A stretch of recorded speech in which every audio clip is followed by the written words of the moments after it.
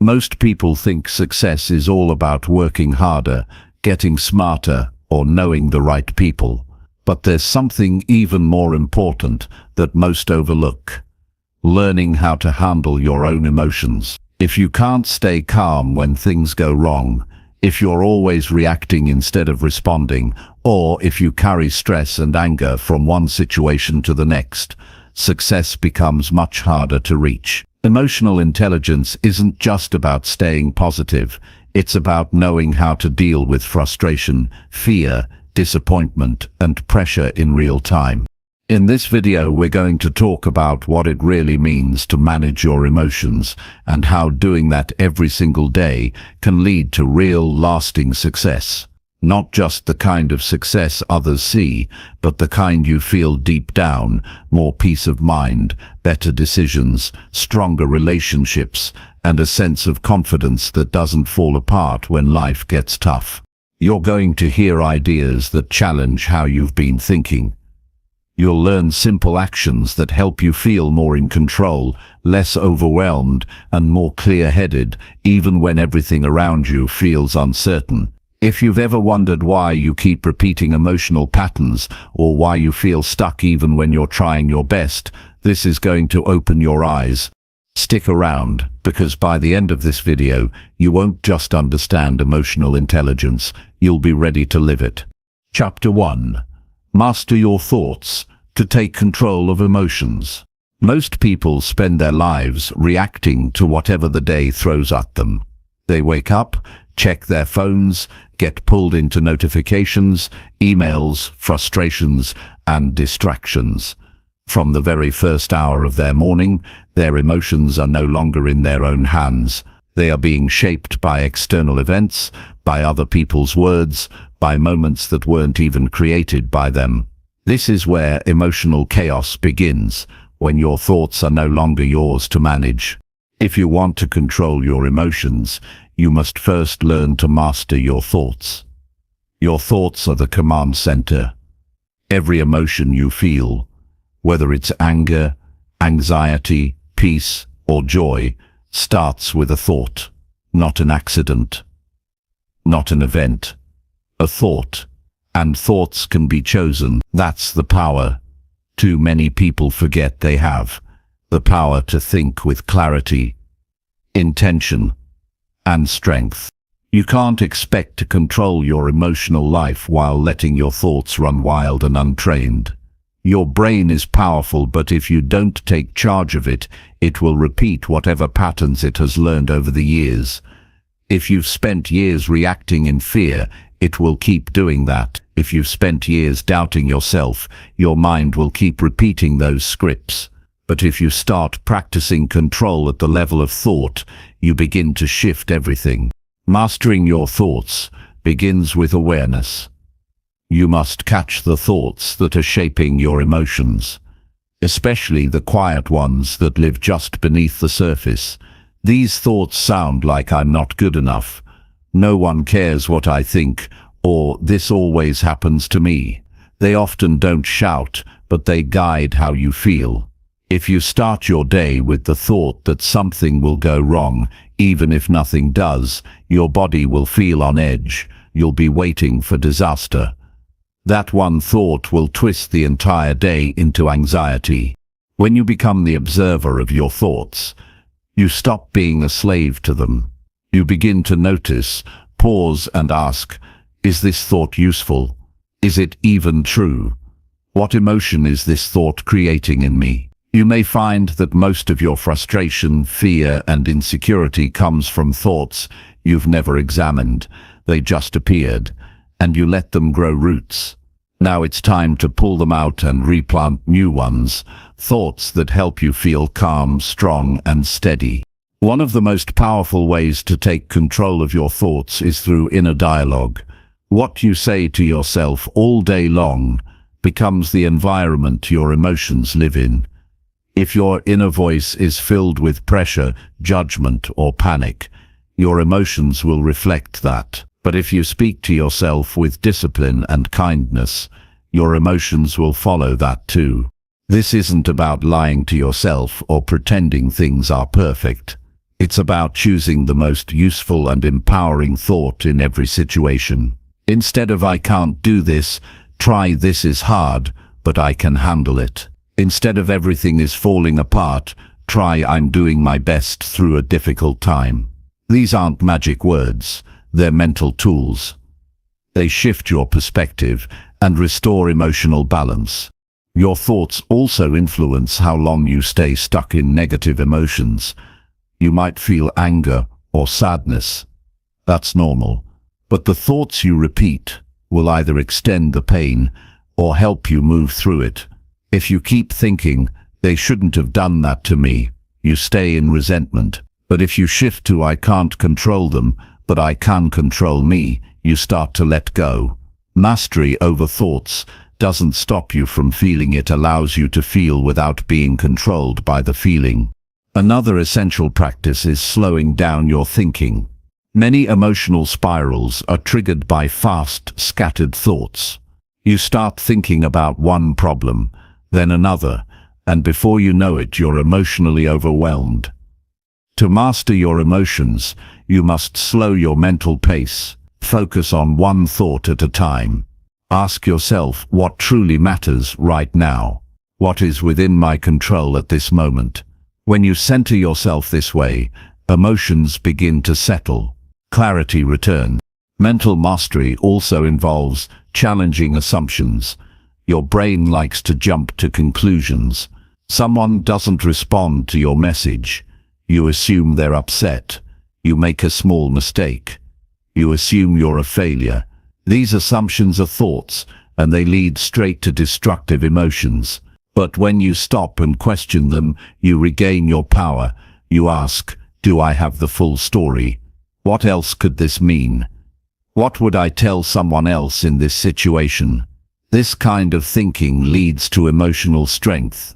A powerful technique to strengthen this skill is journaling. Not for the sake of keeping a record, but to face your thoughts on paper. When you write what you're thinking and how it makes you feel, you create distance. You can see the pattern more clearly. You'll often realize how one toxic thought keeps showing up in different disguises. You may also discover positive thoughts that help you handle challenges better. Writing makes your mental life visible, and what becomes visible can be improved. Another key to mastering your thoughts is being intentional with what you feed your mind. Every piece of content you consume, every conversation you entertain, every voice you listen to has the power to shape your thinking. If your environment is full of negativity, drama, and distraction, your thoughts will reflect that. You can't build a strong mind on weak input. Start protecting your mental space like it's your most valuable asset, because it is. Choose content that sharpens your mind, not numbs it. Read books that challenge you to think deeper. Listen to voices that teach calmness and responsibility. Surround yourself with people who are not only emotionally aware but also committed to growth. This isn't about perfection, it's about influence. Your thoughts are influenced by the energy around you, so be deliberate about where you spend your mental energy. Discipline is another part of thought mastery. Most people want emotional control without mental discipline, and that doesn't work. You must decide what kind of thinker you want to be. Do you want to think in a way that lifts you or one that holds you down? It's a daily decision. Every moment is an opportunity to direct your thoughts toward what strengthens you. And this takes effort, repeated, quiet, determined effort. Discipline looks like stopping a negative spiral mid-sentence and saying, "No, I'm not going there." It looks like replacing a self-defeating thought with a constructive one. It looks like waking up and setting the tone for your thoughts before the world has a chance to shape them. This is mastery, not grand gestures, just consistent, intentional thinking. Your emotions will always respond to the quality of your thoughts. If you think with intention, you feel with clarity. If you think in confusion, you feel in chaos. There is a direct line between your mental environment and your emotional world. When you take responsibility for what you allow into your mind, you take ownership of how you feel. You stop blaming the day, the news, the world, or other people. You realize that how you feel is not only your right, but your responsibility. This kind of emotional self-control leads to better decisions, stronger relationships, and deeper resilience. When you're in charge of your thoughts, you don't react to life, you respond. You don't panic at every difficulty, you pause, assess, and move with purpose. You don't let small things ruin your peace, because your peace isn't built on circumstances, it's built on mental strength. This change doesn't happen overnight. It happens through small daily practices. It happens when you wake up and take 5 minutes to ask yourself what kind of person you want to be today. It happens when you notice a negative thought and replace it with something more useful. It happens when you stop running from your feelings and start listening to the thoughts behind them. These are the moments that build strength. Quiet moments, repeated moments, life-changing moments. If you want to succeed in life, not just externally, but internally, this is where you begin, with your thoughts. Because everything flows from here, your mood, your choices, your behavior, your confidence, your peace. You don't need more motivation or another goal. You need to train your mind to work for you, not against you. This is not about controlling every emotion, it's about giving your emotions the right foundation to stand on. Start by watching your thoughts without judging them. Then choose your thoughts with more care. Speak to yourself with honesty and encouragement. Feed your mind with what builds you, not what breaks you. Protect your inner world with the same seriousness you would protect your home. This is how you begin to lead yourself. Real control doesn't come from forcing your emotions to disappear. It comes from building a strong and stable mental framework that helps your emotions make sense. And when your thoughts are rooted in strength, your emotions will follow. Mastering your thoughts is not something you do once. It's something you do every single day. It's the foundation of every success, every relationship, every breakthrough. Because the mind you build is the life you create, and you have the power to build a better one, starting now. Chapter 2. Build daily awareness to understand how you feel. Most people move through the day without ever stopping to notice what they're feeling or why. They go from one task to another, shifting moods as things happen, without realizing that their emotional state is quietly influencing every choice they make.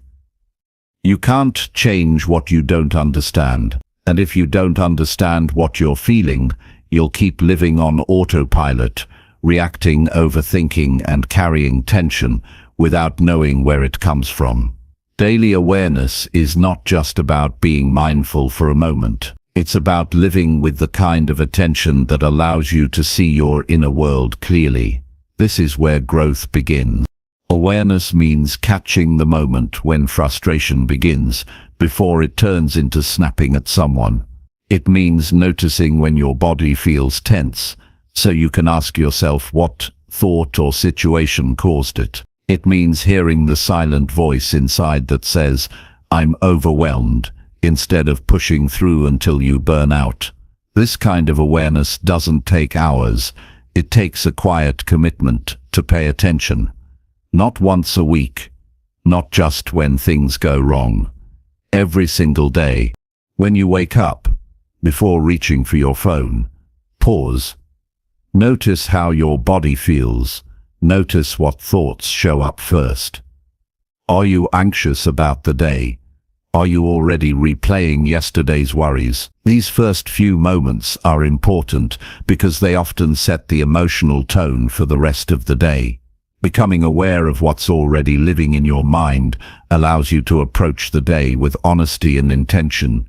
You stop dragging emotions around that you don't recognize. You start leading yourself with clarity. Many people believe they're aware, but they're only reacting. They know they're angry, but they don't know what's under it. They know they're tired, but they don't question why.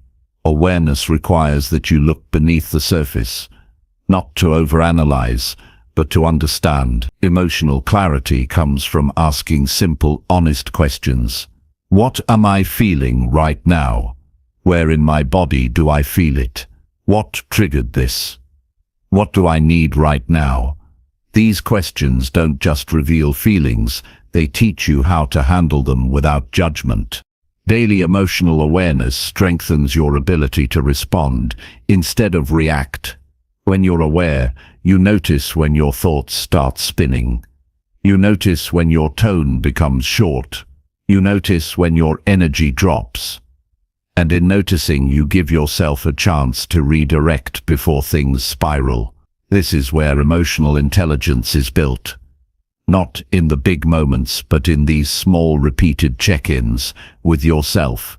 A habit of checking inward, not just looking outward for answers or validation. It's important to understand that emotions are signals. They're not weaknesses, and they're not random. They are information.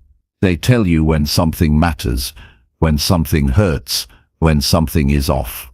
Most people try to ignore uncomfortable emotions, hoping they'll go away. But avoidance only buries them deeper. Awareness doesn't make the emotion disappear. It gives it a place to be understood. And once it's understood, it becomes easier to manage. You don't need to be emotionally perfect. You need to be emotionally honest. That begins with slowing down just enough to hear yourself clearly. One of the best ways to do this is by using brief check-in points throughout your day. In the morning, in the middle of the day, and before you go to sleep. Ask yourself, what am I feeling right now? You can even rate your emotional energy on a scale from 1 to 10. This keeps you connected to yourself in real time instead of waking up days later, realizing you've been stuck in a bad mood you never addressed. Sometimes awareness means noticing that you're not okay and accepting it without trying to fix it immediately. Growth doesn't always come from action. Sometimes it comes from simply witnessing your emotions without panic or resistance. That stillness gives you a chance to process instead of pretending. It helps you meet yourself where you are instead of trying to force yourself to be somewhere else emotionally. That's where self-respect grows, from seeing your feelings as valid and worthy of attention. Another way to build daily awareness is to name your emotions with specific words. Instead of saying, I feel bad, say I feel disappointed, or I feel lonely, or I feel embarrassed. The more specific your language, the clearer your understanding, and the clearer your understanding, the more you can take responsibility for how you respond. This emotional vocabulary is not just about being expressive, it's about gaining control. When you can name it, you can face it. When you face it, you can move forward with intention. You can also build awareness by noticing how your emotions show up in your body. Every feeling lives somewhere in you physically. Tight shoulders, a heavy chest, a racing heart, a knot in your stomach. These are not random. Your body is often more honest than your thoughts. Learn to read it. Ask what message it's sending you. Is it trying to tell you you're overwhelmed, unsafe, in need of rest? Awareness means honoring those signals instead of numbing them or pushing them aside. Real awareness requires that you stop living in distraction. You can't know how you feel if your mind is always somewhere else. If you fill every quiet moment with scrolling noise or multitasking, you will never hear what your emotions are trying to say. You don't need to meditate for hours to build awareness. You need to create small spaces of silence where your emotions are allowed to exist. Turn off the noise, sit with yourself, let your mind breathe. That space is where self-understanding begins. Awareness also helps you notice the emotional habits that run your life. You may realize that you often respond to stress with anger or silence. You may see that you avoid conflict because of fear. These patterns don't define you. They simply show you where growth is needed. Awareness makes the unconscious visible, and what becomes visible can be changed. You stop saying that's just how I am, and start saying that's what I've been doing and I'm ready to do better. Building daily awareness will also change how you treat others. When you're aware of your emotional state, you stop projecting it onto the people around you. You don't lash out just because you're having a bad day. You don't shut down because you're scared. You understand that your emotions are yours to manage, not other people's to carry. This creates stronger, healthier relationships. It makes you easier to trust, because people sense when someone is emotionally grounded. The truth is, most emotional damage happens not because we feel too much, but because we avoid feeling at all. We bury things, we deny things, we pretend to be fine when we're not. Daily awareness brings you out of denial. It helps you live with honesty. It gives you the strength to admit, this is what I'm feeling right now, without shame. That's not weakness. That's maturity. You can build this habit with simple daily actions. Start your morning by writing down 3 words that describe your current emotional state. Take a 2-minute pause at lunch to sit with your breath and ask yourself how you feel. End your day by reviewing your emotional highs and lows without judgment. These small moments create a strong emotional foundation over time. They don't take effort forever. They become part of who you are. The more you practice daily awareness, the less you will feel out of control. You will begin to see emotional waves before they crash. You will notice patterns before they repeat. You will stop blaming the outside world for how you feel, because you've built the ability to see inside yourself with clarity. That clarity is freedom. It gives you the space to choose your response. It keeps you steady when life gets loud. It helps you live in alignment with who you are, not just who you're expected to be. Daily awareness is not about being emotionally fragile. It's about being emotionally responsible. It's about learning to live with your whole self, not just the part that shows up to work or smiles in public. You are not just what you do. You are what you feel. And when you honor that truth with daily attention, you begin to unlock your full potential, not just for success, but for peace, for power, and for presence. This is not a task to check off. This is a way of living.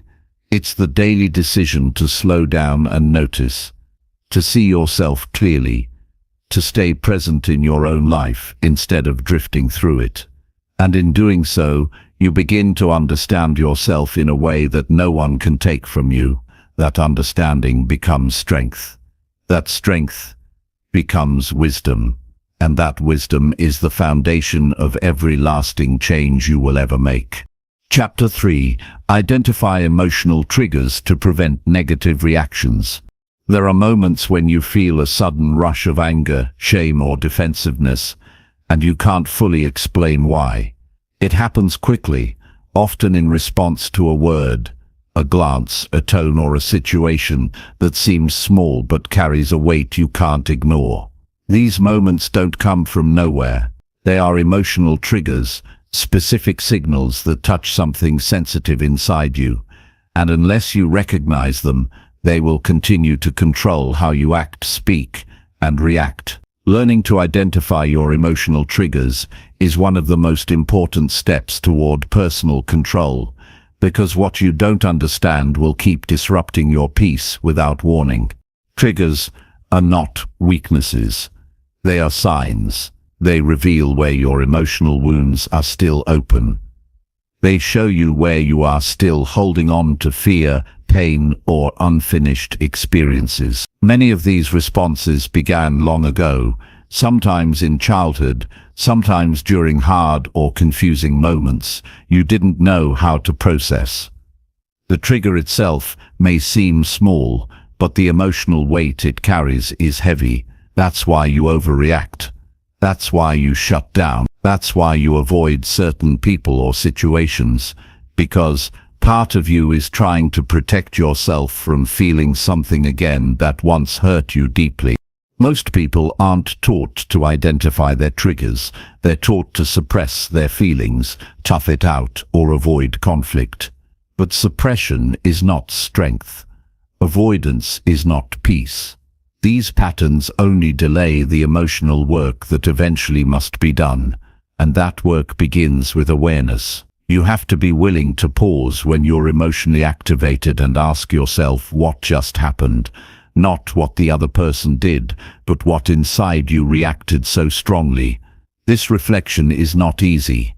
It requires honesty, without blame. But this is how you start to separate what happened from how you feel about it. Start by noticing the emotional patterns that repeat. Do you find yourself getting anxious every time someone questions your decisions? Do you get angry when someone interrupts you?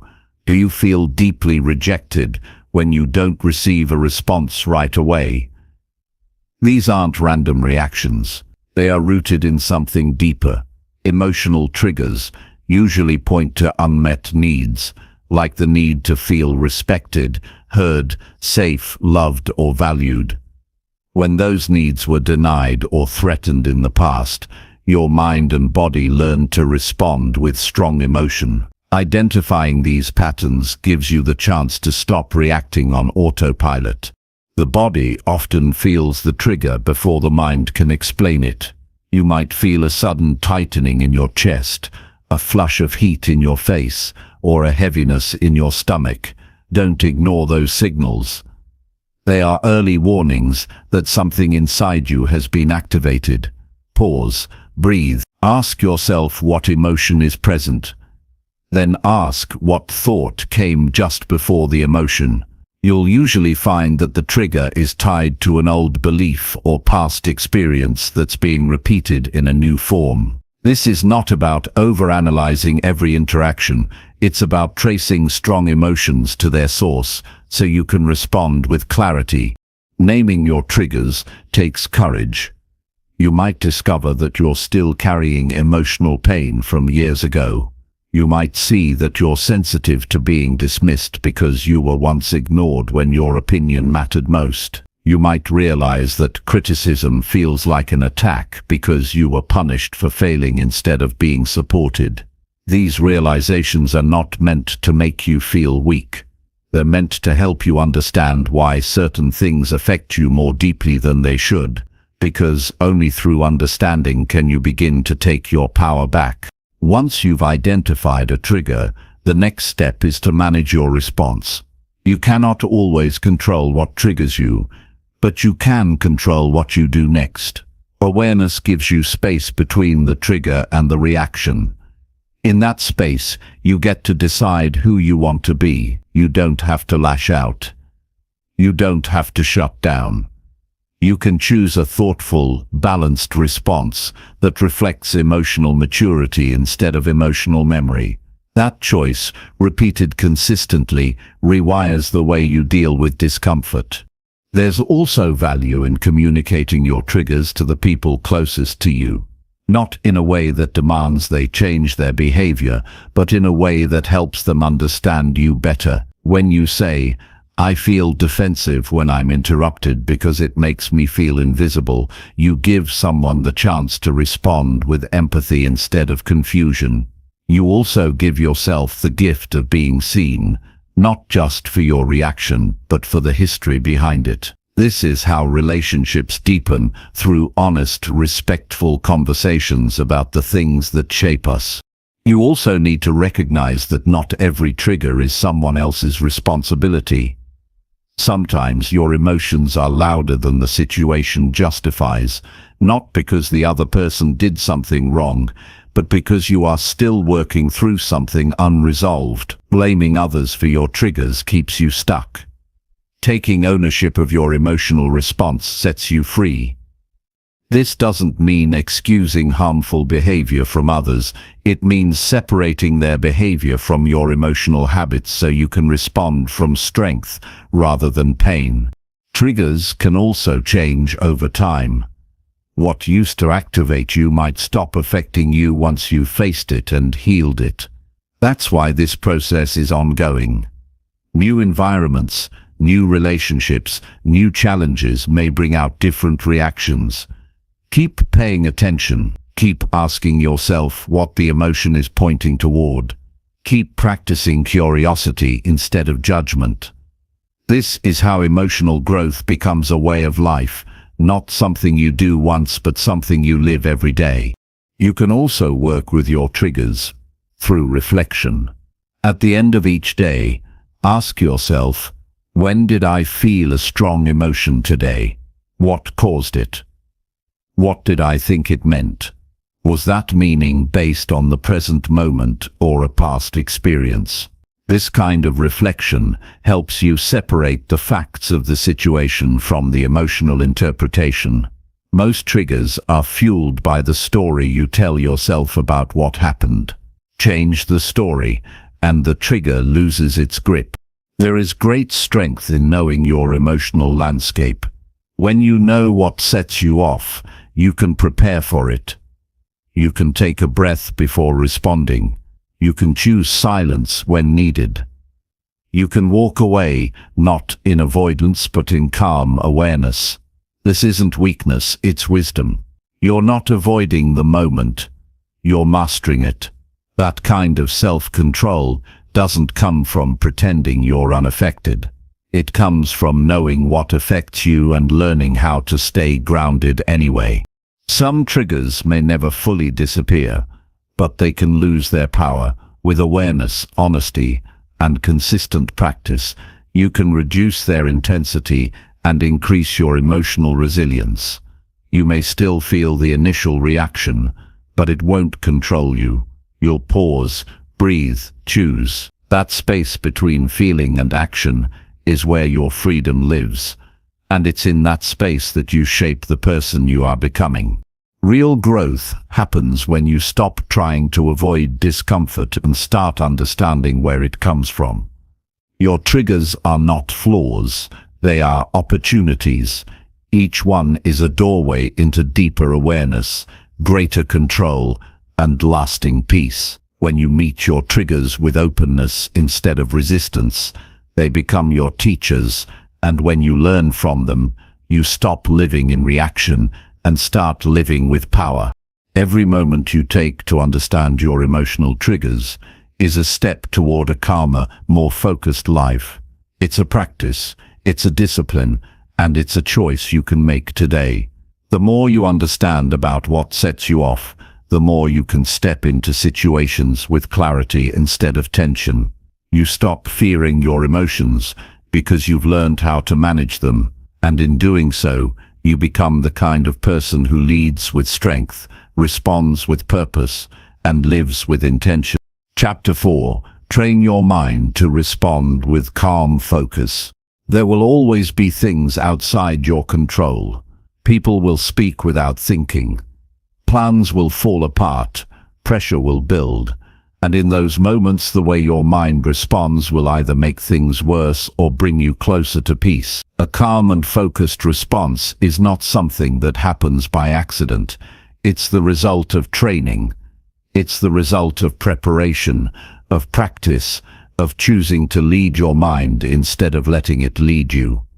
The world won't stop being loud, but your mind can stop adding to the noise.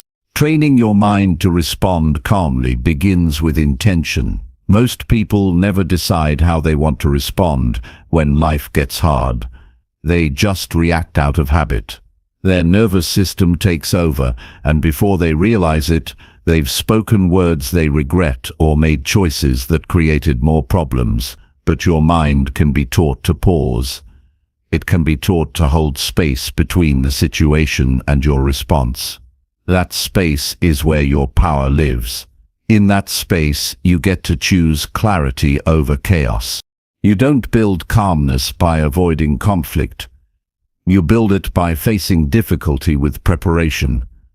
Mental preparation means knowing that challenges will come and deciding now who you will be in those moments. It means practicing stillness in ordinary situations, so that when pressure hits, you have a strong inner foundation. Every time you slow down before reacting, you strengthen this foundation. Every time you focus on what matters instead of what frustrates you, you train your mind to stay centered. Focus is not about shutting out distractions. It's about choosing where your attention goes. When something unexpected happens, your mind will want to spiral into blame, into fear, into worst-case thinking. You can interrupt that spiral by bringing your attention back to what is present and possible. Ask yourself, what can I do right now? What is useful here? What's the next best action? These questions redirect your energy from panic to purpose. Calm focus is not about having no emotion. It's about having authority over how you express it. You might feel irritated or stressed, but you can still speak with clarity. You might feel overwhelmed, but you can still move one step at a time. You don't have to be completely at peace to act with control. You only need to choose not to let emotion take the lead. Emotions rise and fall. Training your mind means learning to stay steady in the middle of the wave. One of the simplest and most effective tools for developing this steadiness is breath. When the mind speeds up, the breath shortens. When the breath deepens, the mind begins to slow down. In moments of tension, take a full breath through your nose and exhale slowly. This signals safety to the nervous system. It tells your body you are not in danger. It creates the space needed for the rational part of your brain to come back online. This isn't a trick, it's biology, and it's available to you at all times. Mental training also requires discipline in what you allow to shape your thinking. If your mind is constantly filled with distractions, drama, and negative input, it will reflect that in stressful situations. What you consume becomes the lens through which you see the world. Choose wisely. Read content that strengthens your focus. Spend time with people who are calm under pressure. Study how they speak, how they carry themselves, how they process difficulty. These are not just personality traits, they are learned patterns. You can learn them too. Another part of training your mind is creating routines that build mental clarity. Structure helps reduce chaos. Start your day with a moment of stillness. Take time to review what matters most. Set intentions, not just tasks. This keeps your thoughts anchored in purpose. When unexpected things happen, you return to that purpose instead of getting swept up in temporary emotions. Calmness doesn't come from control, it comes from alignment. When you live in alignment with what matters, chaos loses its power over you. You also need to train your internal language. What you say to yourself during stress becomes your mental environment. If you tell yourself that everything is falling apart, your mind will panic. But if you remind yourself that you've handled hard things before, your mind finds strength. Speak to yourself the way a calm leader would speak to their team in crisis, not with fear but with direction. Your mind listens to your words. Train those words to support peace. When things don't go as planned, the untrained mind seeks someone to blame. The trained mind seeks the next step. Blame drains energy. Direction restores it. Calm focus means asking better questions. Instead of "why is this happening to me?" ask "what is required of me now?" Instead of "how do I stop this?" ask "how do I grow through this?" These shifts in language create shifts in response. They move you from reaction to leadership. Your surroundings also influence your ability to stay calm. Clutter, noise, and disorganization make it harder to think clearly. Create spaces that support focus. Keep your environment clean. Build habits that reduce decision fatigue. Prepare in advance so you're not rushed. A calm mind is easier to access when the outer world is not competing for your attention. This is not about perfection, it's about intention. Make small changes that support a calmer way of living. You can also train your mind by visualizing how you want to respond before difficult situations occur. If you know you'll be in a challenging conversation, mentally rehearse how you'll stay grounded. Picture yourself listening fully before speaking. Imagine taking a breath before replying. This kind of mental practice builds confidence. It sends a message to your brain that you're capable. Then, when the moment arrives, your response is familiar. You're not reacting for the first time. You're doing what you've already prepared for. Calm focus is not reserved for people who were born with more patience. It's a skill that anyone can build with daily effort. You will not always get it right. You will have moments when your mind races, when emotions overwhelm, when focus slips. That's normal. The key is to notice it and return. Every time you bring your mind back to calm, you make that path stronger. Over time, it becomes easier to find your center because you've practiced returning to it. There's also value in using silence as a tool. You don't have to respond immediately, every situation. You don't have to fill every moment with words. Silence gives space for clarity to emerge. It allows emotions to settle. It creates room for wiser responses. The untrained mind feels uncomfortable with silence. The trained mind uses it as a source of strength.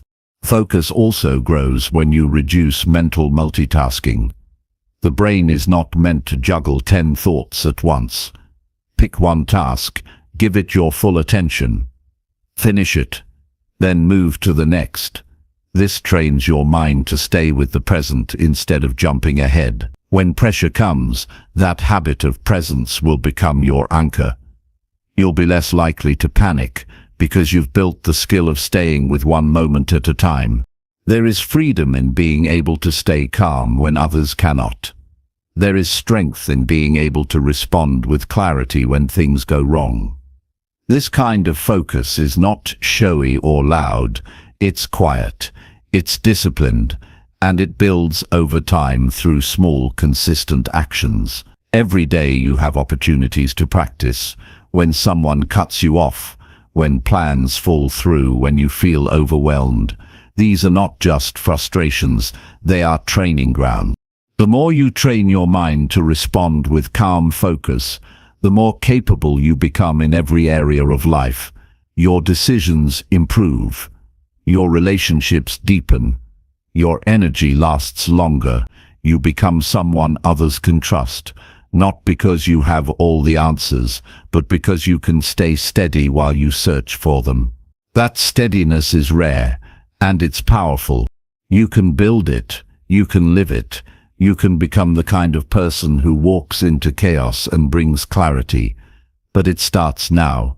It starts with choosing your response, again and again, until it becomes who you are. That is mental mastery, and it's available to anyone who's willing to train. Chapter 5. Strengthen your self-talk to build emotional strength. The words you say to yourself shape the way you experience life. They determine how you see your value, how you handle setbacks, and how you navigate through pain. Self-talk is not just background noise. It's the script you follow when no one else is around. If your inner voice constantly criticizes, doubts, or discourages, it will weaken your emotional strength no matter how confident you appear on the outside. But if your self-talk is firm, respectful, and focused, you'll begin to build a foundation that no outside pressure can shake.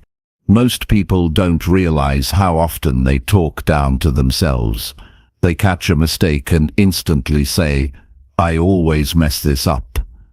They face a challenge and think, "I'm not good enough to handle this."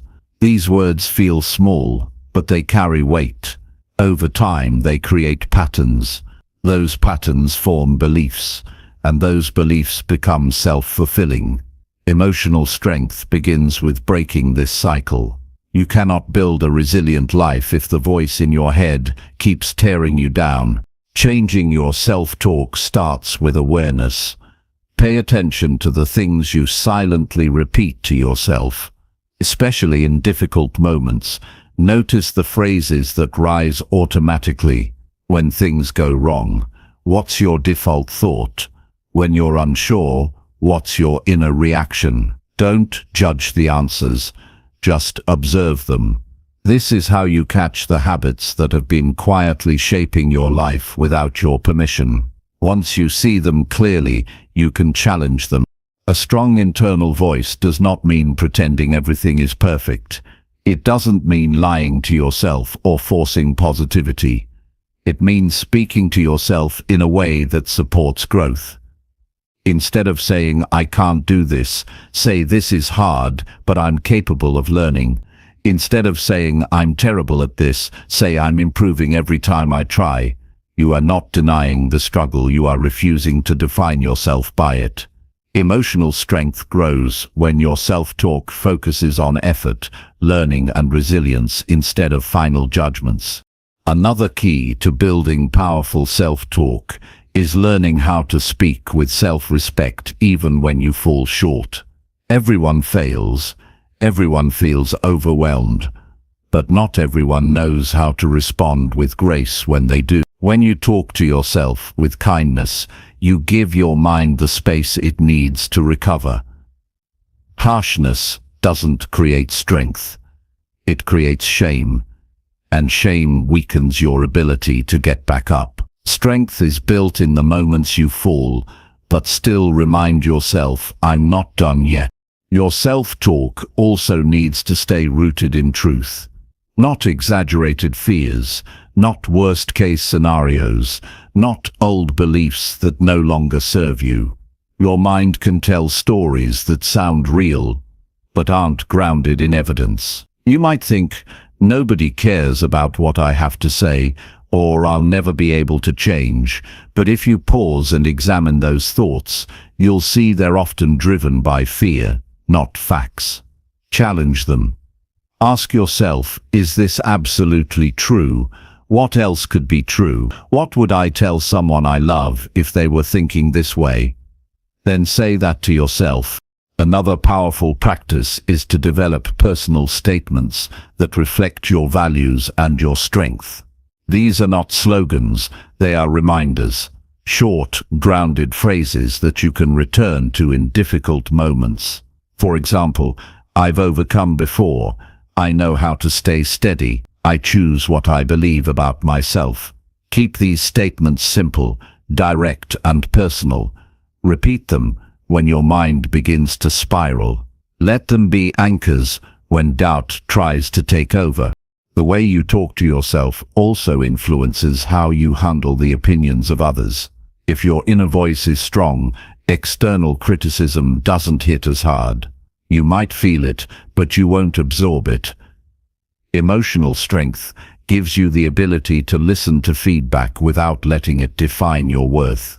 It allows you to stand firm when people misunderstand you, because your value doesn't come from their words, it comes from your own. Your self-talk becomes especially important in moments of solitude. When there's no one around to validate you, support you, or encourage you, what do you hear inside your head? This is where true emotional strength is revealed. It's not built in crowds, it's built in quiet moments, when you choose to back yourself, even if no one else does. You are with yourself every day. Your inner voice is the one you hear most often. Make sure it's a voice that helps you grow. You can also strengthen your self-talk by celebrating progress. Not perfection, progress. If you handled a difficult situation better than before, recognize that. If you stayed calm when you used to panic, speak that into your mind. Self-talk is not just for recovery, it's for reinforcement. When you acknowledge your growth out loud, even in small ways, your brain begins to build confidence. It's not about ego, it's about building an internal track record of success. This becomes the evidence your mind leans on in harder times. It's also important to stop repeating the voices from your past that no longer belong in your life. Maybe someone told you years ago that you weren't good enough, or that you were too much, or that you'd never succeed. Without realizing it, you may have turned their voice into your own, but it's not yours. You have the right to rewrite that narrative. You have the power to choose new words, words that support the person you are becoming, not the wounds you are still healing. Self-talk is not just a mental habit, it's a tool for emotional regulation.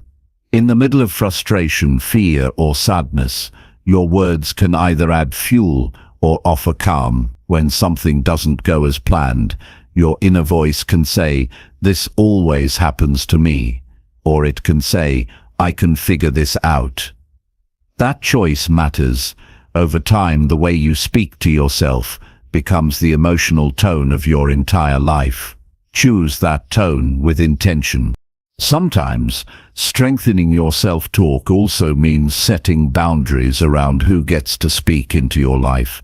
If you're surrounded by people who tear you down, it's hard to maintain a strong inner voice.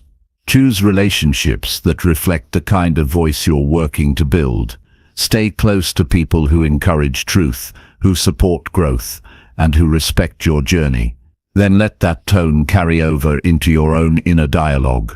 Consistency is key. You can't speak kindly to yourself once and expect it to transform everything. This is a daily discipline. Every morning, every stressful situation, every moment of doubt is an opportunity to reinforce new patterns. And it's okay if it feels awkward at first. If you've spent years criticizing yourself, speaking with respect will feel unfamiliar. But keep going. Keep practicing. You are not trying to sound perfect.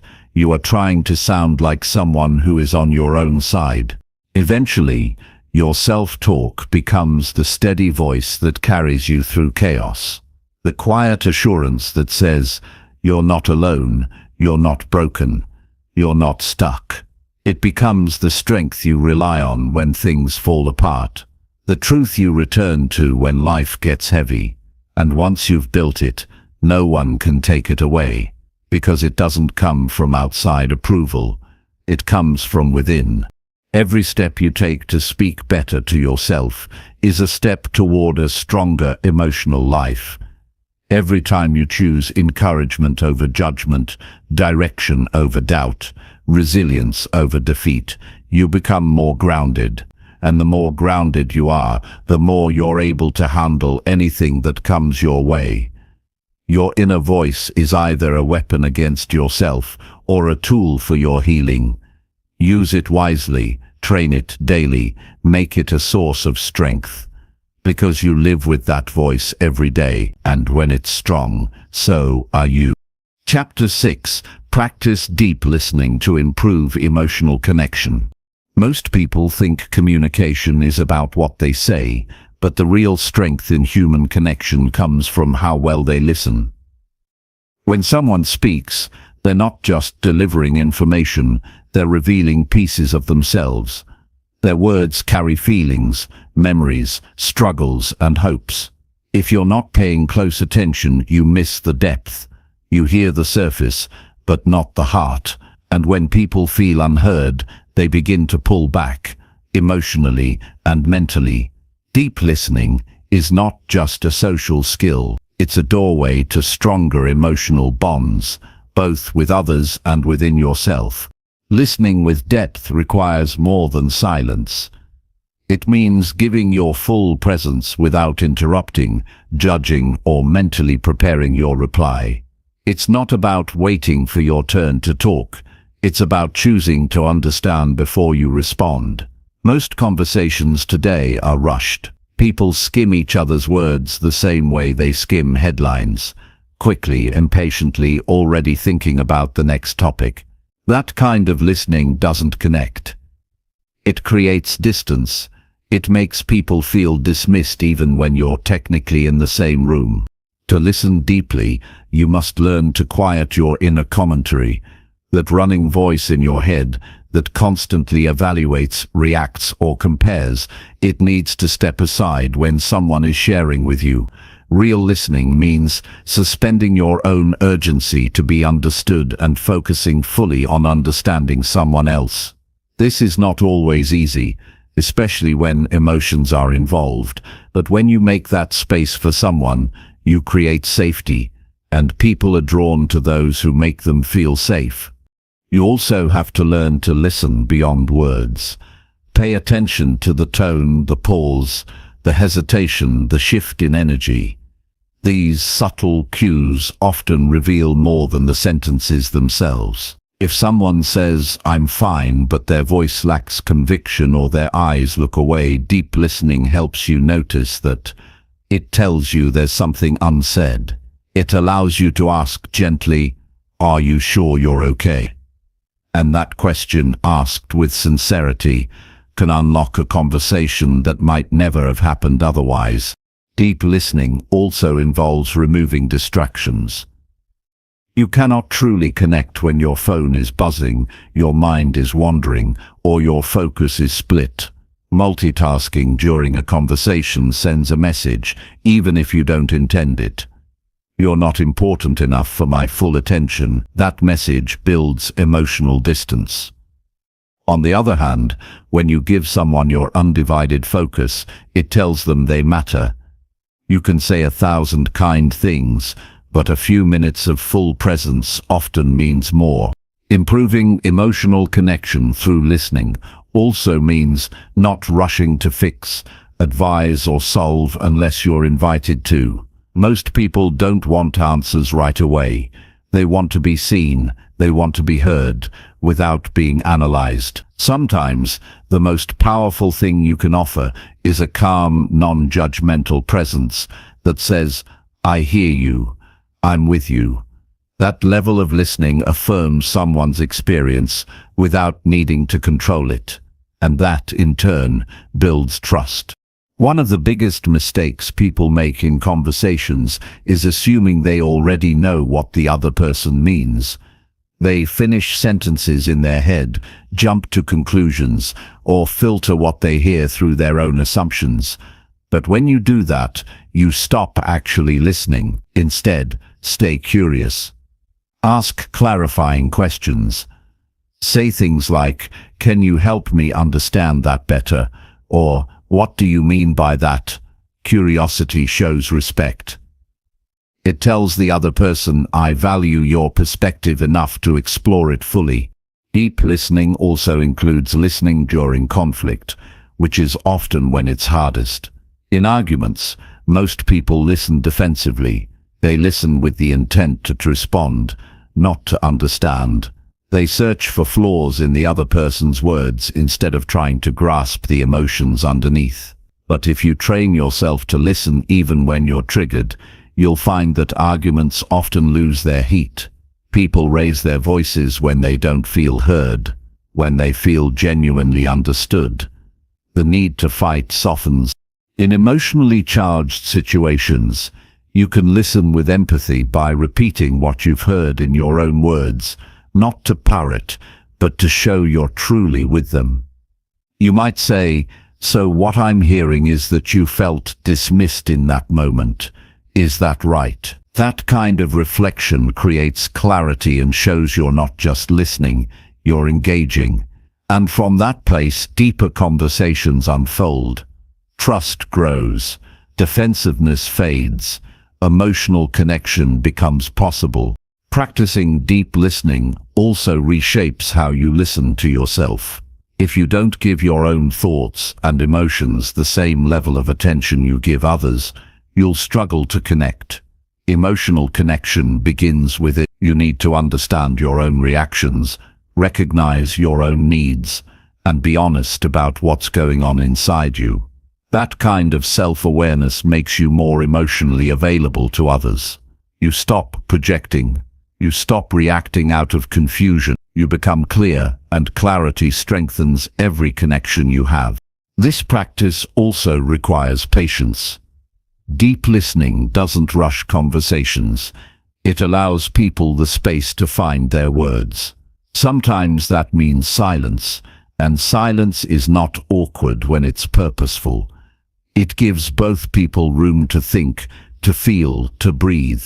In a world that rushes everything, choosing to slow down and listen fully is a radical act of care. People remember how it felt to talk to someone who actually listened. That memory lingers longer than any advice or opinion you could give. You don't need special training to be a better listener. You just need to value the people in front of you enough to give them your attention. Practice with the people you care about most. When your friend calls, don't multitask. When your partner speaks, look them in the eye. When your child shares something, no matter how small, respond with genuine interest. These simple acts, done consistently, build relationships that last. The quality of your listening sets the tone for your relationships. It determines whether people feel safe with you, whether they open up or shut down. And in every emotional bond, safety is the foundation. People won't share their true thoughts or feelings if they sense they'll be misunderstood or ignored.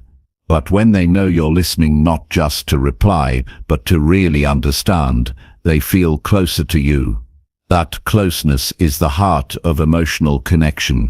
Deep listening is not a one-time achievement. It's a lifelong practice. Some days you'll do it well. Other days you'll get distracted, impatient or reactive. But keep practicing. Every time you catch yourself drifting and gently return your focus to the other person, you strengthen the skill. Every time you pause your own need to speak and instead ask one more thoughtful question, you deepen the moment. And every time you listen without judgment, you offer a kind of acceptance that strengthens every relationship you're part of.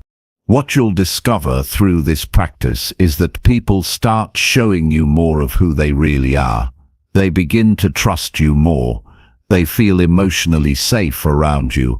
And in turn, you'll feel more connected, more grounded, and more present in your own life. You will no longer just hear what people say. You will understand what they mean.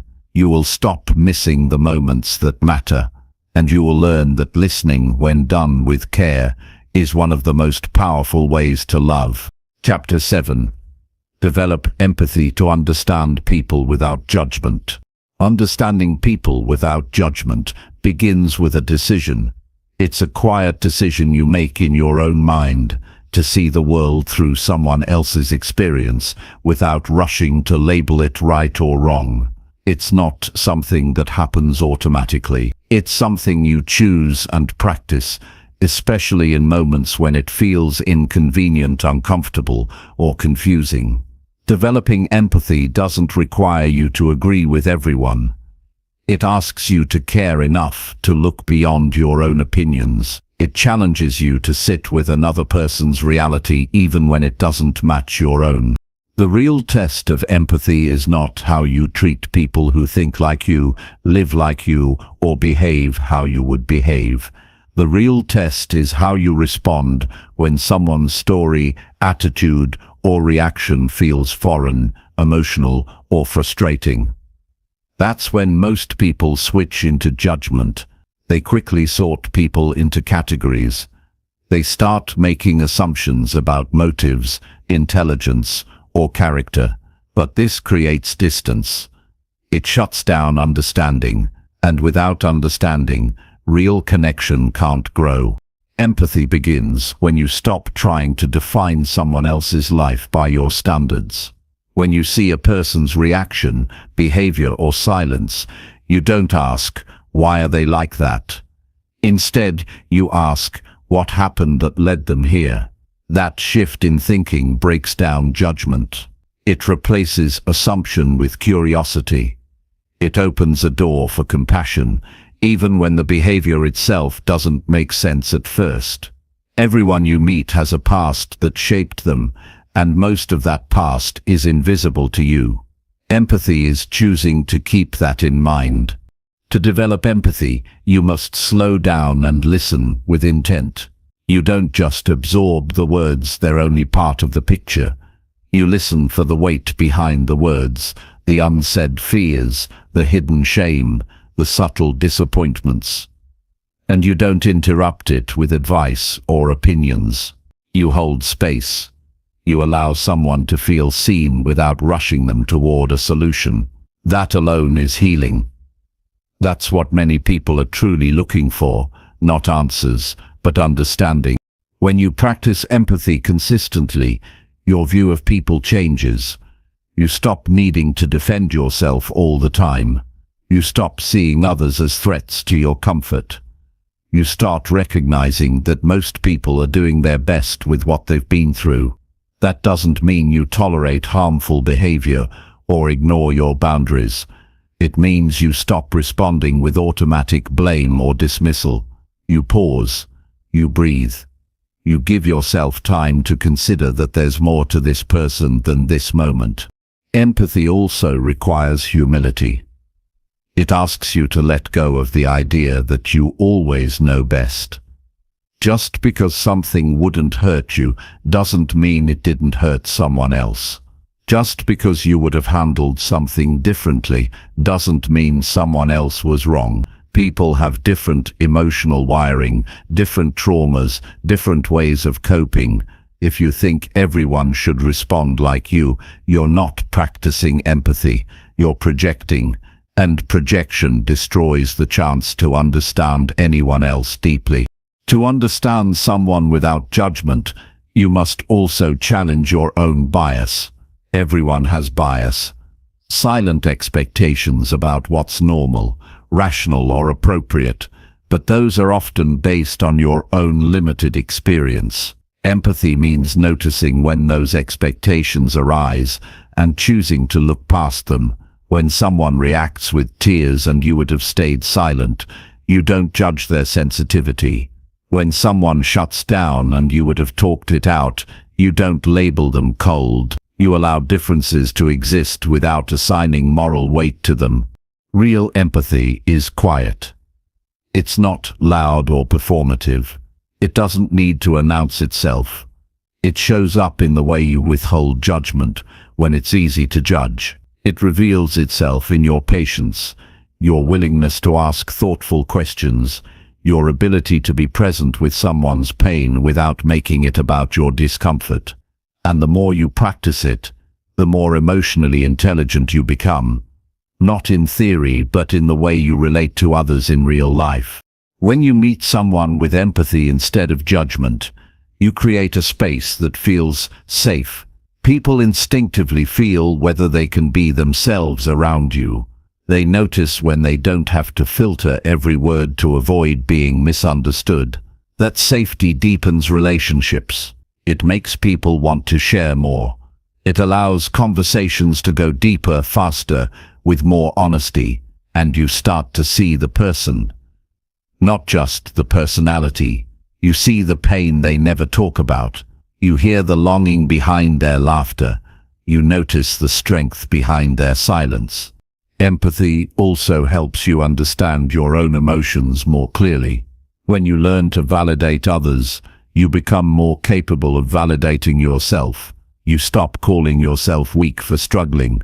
You stop criticizing your own needs. Instead, you begin to treat your own inner experience with the same care you offer to others. That inner compassion builds emotional resilience. You don't need to numb your feelings or pretend you're always okay. You learn to be honest with yourself without shame, and that honesty makes you stronger, not weaker. As you grow in empathy, you'll notice it becomes easier to handle conflict. You won't take things so personally. You won't feel the need to win arguments or prove points. You'll want to understand what's really being said underneath the surface. You'll listen to people's fears instead of reacting to their tone. You'll become the kind of person others can talk to when things get hard. Not because you have all the answers, but because you don't rush to judge. Empathy also creates ripple effects. When you treat people with understanding, it influences how they treat others. Your calm presence calms others.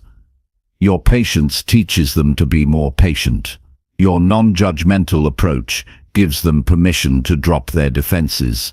Over time, you create an environment where authenticity is welcomed, and in that environment, growth happens quietly, consistently, and deeply.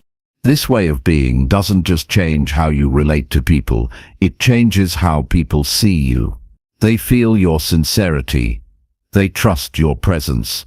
They're drawn to your steadiness, not because you agree with everything, but because you don't make them feel small when you disagree.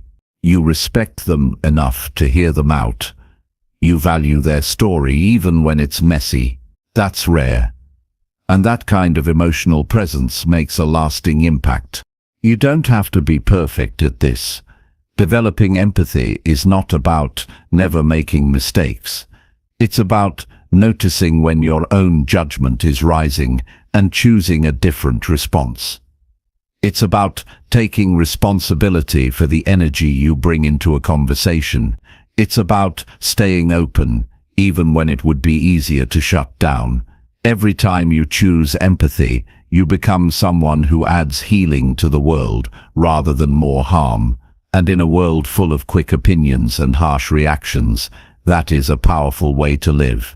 Chapter 8. Take full responsibility for how you react daily.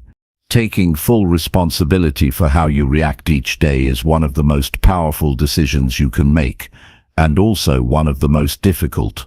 It requires you to stop blaming your stress, your past, your upbringing, or the behavior of others for the way you respond to life. It forces you to stop justifying outbursts, shutting down or avoiding situations by pointing fingers outward. It asks you to look in the mirror, not with judgment, but with a willingness to grow. Because the truth is, you can't control everything that happens around you, but you are always in control of how you interpret it, how you respond, and how you carry it forward. This kind of responsibility is not about guilt. It's not about blaming yourself for every problem. It's about owning your choices. It's the quiet strength to say, I decide how I show up today, no matter what others do. When you fully take ownership of your emotional responses, you stop giving away your power. You no longer allow other people's moods or mistakes to dictate your peace. You stop being a passenger in your own emotional life. You become the one steering the wheel, calmly and deliberately. Every moment, you're faced with the opportunity to respond with awareness or react on impulse.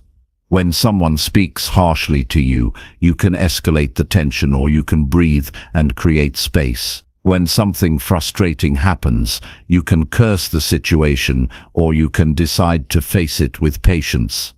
The choice is always yours, even when it doesn't feel like it.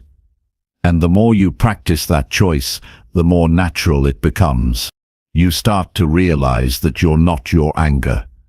You're not your irritation. You're not your frustration. Those are passing reactions, but they don't have to define you unless you let them. They show up, you notice them, but you don't act on them automatically. You give yourself the pause. That pause is where your power lives. It's the space between the trigger and your response, and in that space, you can choose something wiser, something stronger, something aligned with the kind of person you want to be. Taking responsibility also means being honest about your patterns. If you notice you react with defensiveness every time you feel criticized, that's a sign to look inward. If you withdraw whenever you're uncomfortable, that's not someone else's fault, it's your work to face. If you explode in anger when things don't go your way, that's a signal to develop discipline. These reactions might have once served you in survival mode, but they no longer serve your growth. Being honest about them is not weakness, it's maturity. This kind of self-awareness isn't built in one day. It takes observation. It takes reflection. It takes humility. You might catch yourself reacting in the same old ways out of habit. But instead of judging yourself, you use that moment as feedback. You say, "That wasn't the best version of me, but now I know. And next time, I'll do better." That's responsibility in action. You don't dwell in guilt. You extract wisdom from your missteps and move forward with intention. And here's the quiet truth. Once you start living this way, people around you notice. They feel your steadiness. They see you not overreacting when others would. They sense your thoughtfulness in situations where emotion used to take over. This doesn't make you perfect, but it does make you respected. People start trusting you more because they see you handle yourself with control and awareness. They don't have to walk on eggshells around you. They know that even if things get tense, you won't lose yourself in the moment. That kind of presence is rare. Responsibility also means not waiting for others to change before you feel better. If you're always waiting for someone else to apologize, fix the situation, or behave differently before you calm down, you're giving them control over your emotions. But when you take full ownership, you give yourself the freedom to feel peace regardless of outside conditions. That doesn't mean tolerating mistreatment. It means recognizing that your emotional regulation isn't something anyone else can do for you. It's your job, and you're capable of it. Some people hold on to resentment for years, believing that the anger protects them. They replay old arguments in their mind, waiting for justice or closure. But real power comes when you decide to let go, not because the other person deserves it, but because you deserve freedom. Carrying bitterness only poisons your own peace. Choosing to release it, choosing to respond differently, choosing to step out of the cycle, that's a kind of strength most people never access. Daily responsibility for your reactions also includes how you speak to yourself. When you make a mistake, do you immediately criticize yourself, or do you offer grace and use it as a lesson? When you're tired or overwhelmed, do you push yourself harder, or do you listen to what your body and mind need? Taking responsibility is not just about your behavior outwardly, it's about how you manage your inner world. It's about being the kind of inner leader you'd want guiding you, calm, kind, honest, and clear. Even small, everyday moments offer opportunities to practice. Someone cuts you off in traffic. A coworker sends a rude message. Your plans fall through. These are not dramatic events, but how you handle them matters.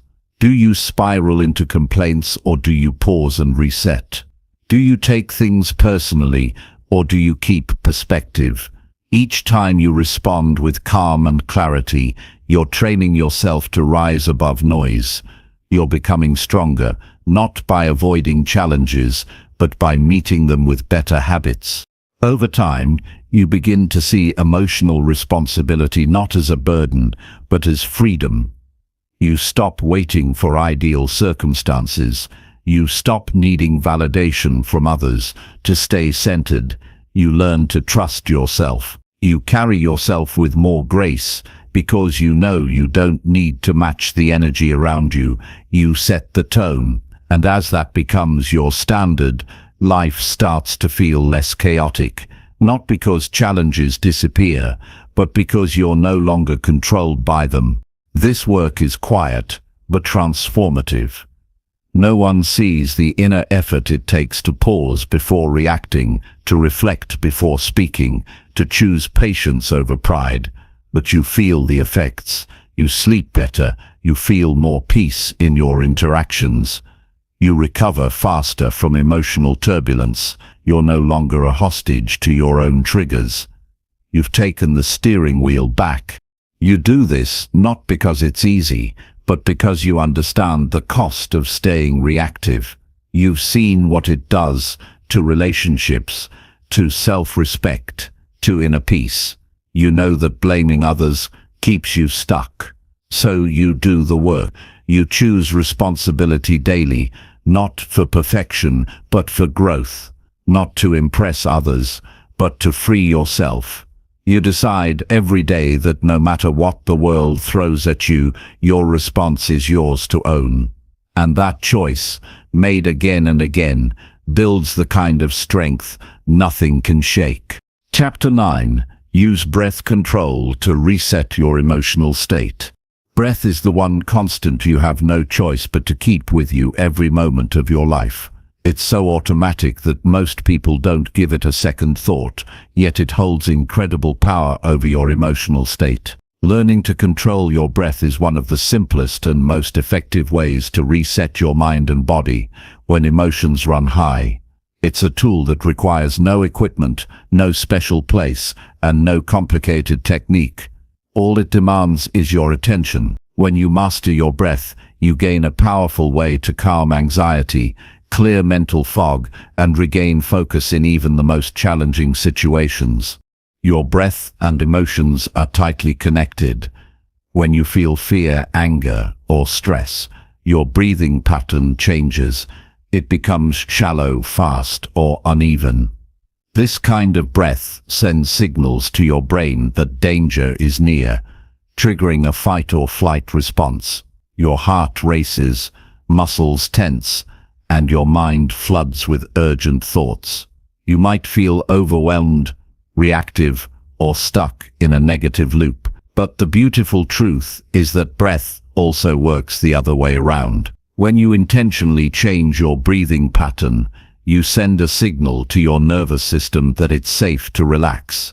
Your body calms, your heart rate slows, and your mind clears. You reset your emotional state by simply changing how you breathe. The first step to using breath control effectively is awareness. Notice how you breathe when you're calm versus when you're stressed. Do you hold your breath? Do you breathe shallowly? Do your shoulders rise toward your ears? When you become aware of your default breathing patterns, you gain insight into your emotional habits. This awareness alone can begin to shift your relationship with your emotions. You start catching the physical signs that emotions are rising before your mind fully registers them. That gives you an opportunity to intervene early. One of the most effective breath techniques is slow, deep breathing through the nose. When you inhale, aim to fill your lungs fully, expanding your belly first and then your chest. On the exhale, allow your body to relax completely as you breathe out smoothly and fully. Count your breath if it helps. Inhale for a count of 4, hold for a count of 4, exhale for a count of 6 or 8. This longer exhale encourages your nervous system to shift from a state of alertness to one of calmness. Practicing this pattern just a few times in a row can bring immediate relief from tension. Controlled breathing works because it activates the parasympathetic nervous system, which is responsible for rest and recovery. When you take a moment to breathe deeply, your body produces less stress hormone and more calming chemicals. Your blood pressure lowers, your muscles release tightness, and your brain enters a state where it can think more clearly. This physiological change supports better decision-making and emotional regulation. Instead of reacting impulsively to a trigger, you gain the ability to respond thoughtfully. In daily life, breath control is like hitting the reset button. You don't need to wait for a big crisis. If you feel irritation building when a coworker interrupts or anxiety creeping in before a presentation, pause and focus on your breath. Even a few cycles of deep breathing will make a difference. This practice doesn't require perfect form or a quiet space, just your intention to breathe more deliberately. It's a small action with outsized effects, and it can prevent emotional spirals before they start. Some people find it helpful to pair breath control with a simple phrase or focus word. For example, on the inhale, think calm, and on the exhale, think release. This anchors your mind to the physical act of breathing and draws your attention away from stressful thoughts. You create a mental and physical habit that signals safety. Over time, your mind will automatically associate that breath pattern with emotional control. This conditioning is a form of emotional self-training that becomes more effective with consistent practice. Breath control also enhances mindfulness. When you pay attention to your breath, you're practicing presence, fully experiencing the here and now. This presence disrupts the cycle of rumination, where your mind gets stuck in past regrets or future worries. It brings you back to the moment, where you have the greatest power to choose your response. The more you practice this, the more resilient you become. You stop letting emotions sweep you away. You build a calm center inside yourself that anchors you through uncertainty. In moments of intense emotion, it can feel impossible to remember to breathe. Your body feels flooded, and your mind races. That's exactly when breath control matters most. Begin with simple steps. Close your eyes if you can. Place one hand on your belly and feel it rise and fall with each breath. Focus only on that sensation. Allow your breathing to slow naturally without forcing it. This gentle focus interrupts panic or anger and helps you regain control. Even if you only manage one slow, deep breath, it makes a difference. Regular practice strengthens your breath control muscle. Like any skill, it improves with repetition. You can practice first thing in the morning, during breaks, or before sleep. Set aside 5 minutes to breathe deeply and observe your body. Notice any tension or tightness and let it go with your exhale. Build this practice into your routine so that when real challenges arise, you instinctively turn to your breath. It becomes a trusted tool that supports your emotional health throughout the day. Breath control also pairs well with other emotional regulation techniques like grounding exercises or positive visualization. After calming your body with breath, imagine a safe place or a moment when you felt strong and peaceful. Combine the physical sensation of breath with positive mental images to deepen the calming effect. This synergy helps your nervous system reset more fully. You'll find you recover faster from stress and carry a sense of calm longer. It's important to remember that breath control is not about avoiding emotions or pretending they don't exist. Emotions are signals, valuable information about your needs and boundaries. Breath control helps you stay with those emotions without being overwhelmed by them. It's a way to face difficulty with steadiness and clarity rather than chaos and confusion. When you breathe consciously, you acknowledge your experience while holding yourself with care. Many people underestimate the power of breath because it feels so ordinary, but it is one of the most accessible and effective tools for emotional mastery. You can use it anywhere, anytime. It requires no special training or equipment. It's always with you, ready to support you. Choosing to engage with your breath in moments of stress is a small act of self-discipline that pays enormous dividends in resilience, clarity, and peace. As you integrate breath control into your life, you'll notice subtle shifts. Your mood stabilizes. You respond to challenges with more calm. Your relationships improve because you bring steadiness rather than reactivity. You sleep better because your body learns how to relax more deeply. Your mind becomes clearer, more focused, and more able to handle complexity. Breath becomes your silent ally in the daily work of emotional intelligence. Ultimately, controlling your breath is about reclaiming your inner calm in a noisy world. It reminds you that no matter how much life throws at you, you have a way to pause, reset, and face the next moment with strength. When you master your breath, you master a doorway into emotional freedom. It's a gift you give yourself every time you choose to breathe with intention, and it's a practice that supports every other step you take toward managing your emotions and achieving success. Chapter 10. Break Reactive Habits and choose thoughtful behavior. Breaking reactive habits and choosing thoughtful behavior is essential for personal growth and emotional mastery. Reactive behavior happens automatically, often driven by old patterns, past conditioning, or emotional triggers that hijack our responses before we have a chance to think. This automaticity might feel like it protects us or keeps us safe, but in reality, it often leads to regret, damaged relationships, and missed opportunities. When you break free from reaction, you step into a new space of freedom. Thoughtful behavior means acting with intention, clarity, and self-awareness, rather than being swept away by impulse. The first step toward changing reactive habits is recognizing them without judgment. Pay close attention to the moments when your emotions spike quickly. Notice how your body responds: racing heart, tight chest, clenched jaw, rapid thoughts. Those physical signs are clues that you are on the edge of reacting. Being able to identify these moments before acting is a key skill. It allows you to hit pause and ask yourself, is this how I want to respond?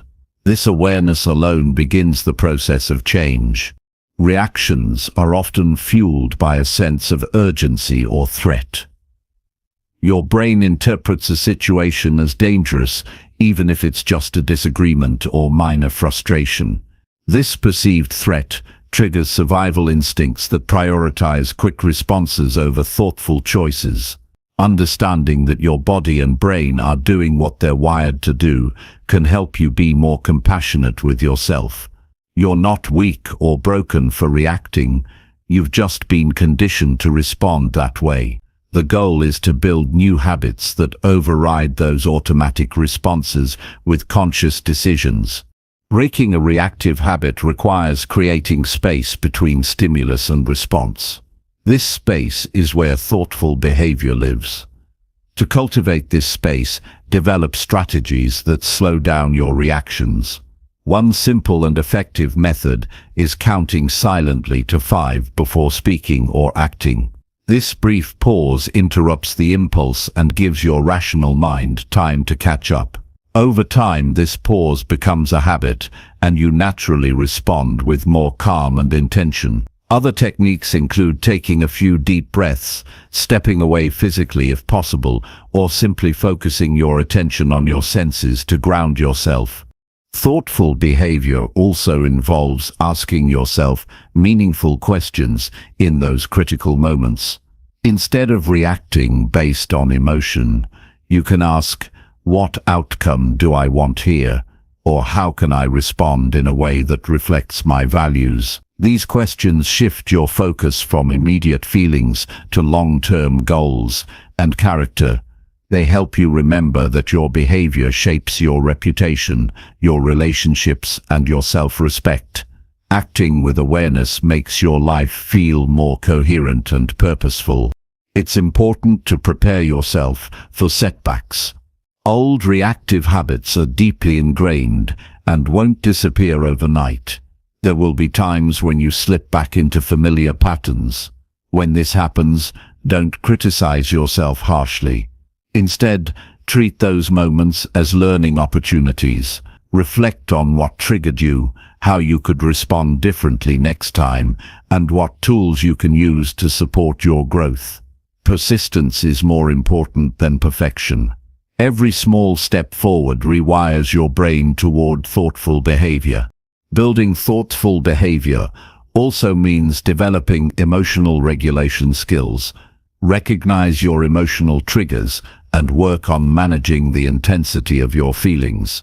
Techniques like breath control, mindfulness, and self-compassion strengthen your ability to stay centered. When you feel balanced inside, you're less likely to react impulsively. You create a foundation of emotional resilience that supports deliberate choices even under pressure. Another key to breaking reactive habits is communication. Practice expressing your thoughts and feelings clearly and calmly rather than allowing frustration or anger to build. Use I statements that focus on your experience instead of blaming others. For example, say I feel upset when plans change last minute instead of you never respect my time. This kind of communication reduces defensiveness and opens space for constructive dialogue. Thoughtful behavior is not only about controlling your actions, but also about fostering understanding and connection. Environment and relationships influence your habits deeply. Surround yourself with people who model thoughtful behavior and who encourage your growth. When you're around reactive individuals, it's harder to maintain your new habits. Choose to engage with those who inspire patience, kindness, and calmness. You can learn from their example and receive support when challenges arise. This positive environment becomes a feedback loop that reinforces your commitment to change. Journaling can also be a powerful tool to break reactive habits. Write about situations where you reacted quickly and how you might respond differently in the future. Reflect on patterns that emerge over time. Journaling creates self-awareness and accountability.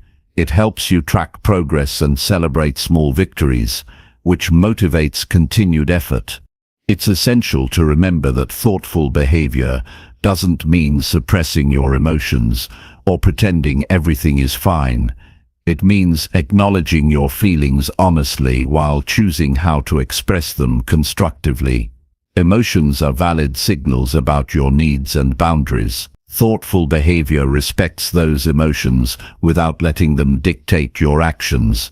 You honor your inner experience and maintain control over your external response. This practice also requires patience with yourself and others. Change is a process, and everyone moves at their own pace. When you're patient, you reduce frustration and cultivate kindness. You give yourself room to grow instead of demanding immediate perfection. Patience is a form of strength that sustains you through the inevitable challenges of change. The benefits of choosing thoughtful behavior extend far beyond individual moments. Over time, this habit builds emotional intelligence, deepens relationships, and enhances your reputation.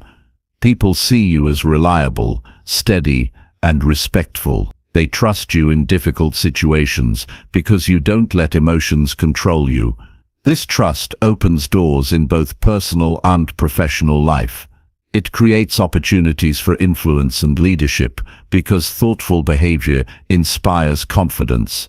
In everyday life, the choice between reactive habits and thoughtful behavior shows up in countless ways. It's how you respond to criticism, handle delays, navigate conflict, and manage stress. Each decision shapes your character and your future. Thoughtful behavior makes you a creator rather than a victim of your circumstances. It shifts power back to you and allows you to build the life you want with intention. This change starts with commitment. Decide that you will no longer let old patterns run your life. Commit to noticing your reactions, creating space, and choosing deliberately. Practice consistently. Surround yourself with support. Be patient. Over time, your efforts compound. Your life becomes a reflection of your values, not your impulses. You become someone who responds to challenges with wisdom, grace, and strength. Breaking reactive habits and choosing thoughtful behavior is a journey of transformation. It's a practice of self-mastery that requires courage and persistence. But the rewards are profound: peace of mind, stronger relationships, and greater success. When you embrace this path, you step into your power and become the author of your emotional life. This is not just a skill to learn, it is a way of being that changes everything. Chapter 11. Create healthy boundaries to protect your energy. Setting healthy boundaries is an essential skill for preserving your emotional well-being and maintaining your energy. Boundaries serve as invisible lines that protect your mental and physical space from being overwhelmed by others' demands, negativity, or unrealistic expectations. Without clear limits, you risk exhaustion, resentment, and emotional depletion. Creating boundaries is not about pushing people away or being selfish. It's about honoring your needs so you can show up fully and authentically in every aspect of your life. Understanding that your energy is a finite resource is critical. Each interaction, decision, or obligation takes a part of your emotional fuel. When you say yes to everything, you drain yourself. When you allow toxic or draining relationships to dominate your time, your energy wanes. Healthy boundaries help you manage how and where you spend your emotional power. This is not a one-time event, but an ongoing practice that requires awareness and courage. The first step in creating boundaries is clarity about what you need to protect. Reflect on situations where you have felt overwhelmed, used, or drained. Identify specific behaviors, environments, or people that challenge your peace. Sometimes the challenge is saying no to extra commitments that steal your time. Other times, it's about limiting conversations that pull you into drama or negativity. Knowing what depletes you gives you a clear target for where boundaries are necessary. Communicating your boundaries clearly and kindly is vital. Boundaries are only effective when others understand them. This means expressing your limits without apology or over-explanation. For example, saying, "I am not available to talk after 8 p.m." or "I need to focus on my work without interruptions," sets clear expectations. You don't have to justify your needs or feel guilty. Healthy boundaries come from respect for yourself, not from fear of disappointing others. Many people fear setting boundaries because they worry about rejection or conflict. However, setting limits often improves relationships. When you clearly state what you need, you reduce misunderstandings and resentment. Others appreciate knowing where you stand, even if it takes some adjustment. Boundaries create a foundation of honesty and trust that allows relationships to grow stronger and healthier. Physical boundaries are just as important as emotional ones. Protecting your space includes how you manage your time, physical environment, and personal health. Prioritize rest, exercise, and nutrition because these habits support your emotional resilience. Saying no to activities or obligations that drain your energy is a form of self-care. When you care for your body and mind, you increase your capacity to handle life's challenges with calm and clarity. Boundary setting is a continuous process. As your life changes, your limits might need adjustment. New jobs, relationships, or challenges can require different boundaries. Regularly check in with yourself about what feels manageable and what feels overwhelming. Listen to your body and emotions. They are signals guiding you to protect yourself better. Adjust your boundaries without hesitation to maintain balance and energy. It's common to encounter resistance when you begin setting boundaries, especially from people who are used to old patterns. Some might test your limits or react negatively. Stay firm but compassionate. Remember that your boundaries are about self-respect, not about controlling others. Consistency is key. The more you uphold your limits, the more others will learn to respect them. Over time, your energy will stabilize and your interactions will improve. Learning to say no is one of the most practical ways to protect your energy. Saying no does not mean shutting people out. It means creating space for what truly matters to you. Practice saying no firmly, but politely. You can say, "I can't take that on right now," or "I'm focusing on my priorities today." These responses honor your time and energy without burning bridges. Saying no is a skill that builds your confidence and keeps your resources focused. Boundaries also include managing how you engage with information and technology. Constant notifications, social media, and news can drain your attention and energy. Set limits on your screen time, especially before bed. Create periods during your day where you disconnect and focus on presence and restoration. Protecting your mental space from overload is just as important as setting interpersonal boundaries. Creating healthy boundaries means respecting your emotional limits. If you notice recurring feelings of irritation, exhaustion, or overwhelm around certain people or situations, it's a sign to reassess your limits. Emotional boundaries protect you from absorbing others' negativity or drama. You don't have to carry the weight of everyone else's problems. Being available to help doesn't mean sacrificing your well-being. Remember that boundary setting is an act of self-love. It communicates to yourself and others that your needs matter. It's a foundation for sustainable emotional health and success. When you protect your energy, you're better equipped to handle stress, make clear decisions, and engage deeply with what matters. Boundaries allow you to bring your best self to your work, relationships, and personal growth. As you practice setting boundaries, you develop greater self-awareness and confidence. You learn to listen deeply to your feelings and respect them without guilt. You become more selective about how you invest your time and energy. This selectivity is not exclusivity, but wisdom. It's choosing quality over quantity, depth over distraction. This shift transforms your daily experience and strengthens your resilience. Healthy boundaries also improve your ability to say yes when it counts. When your energy is protected, you can commit fully to opportunities that align with your goals and values.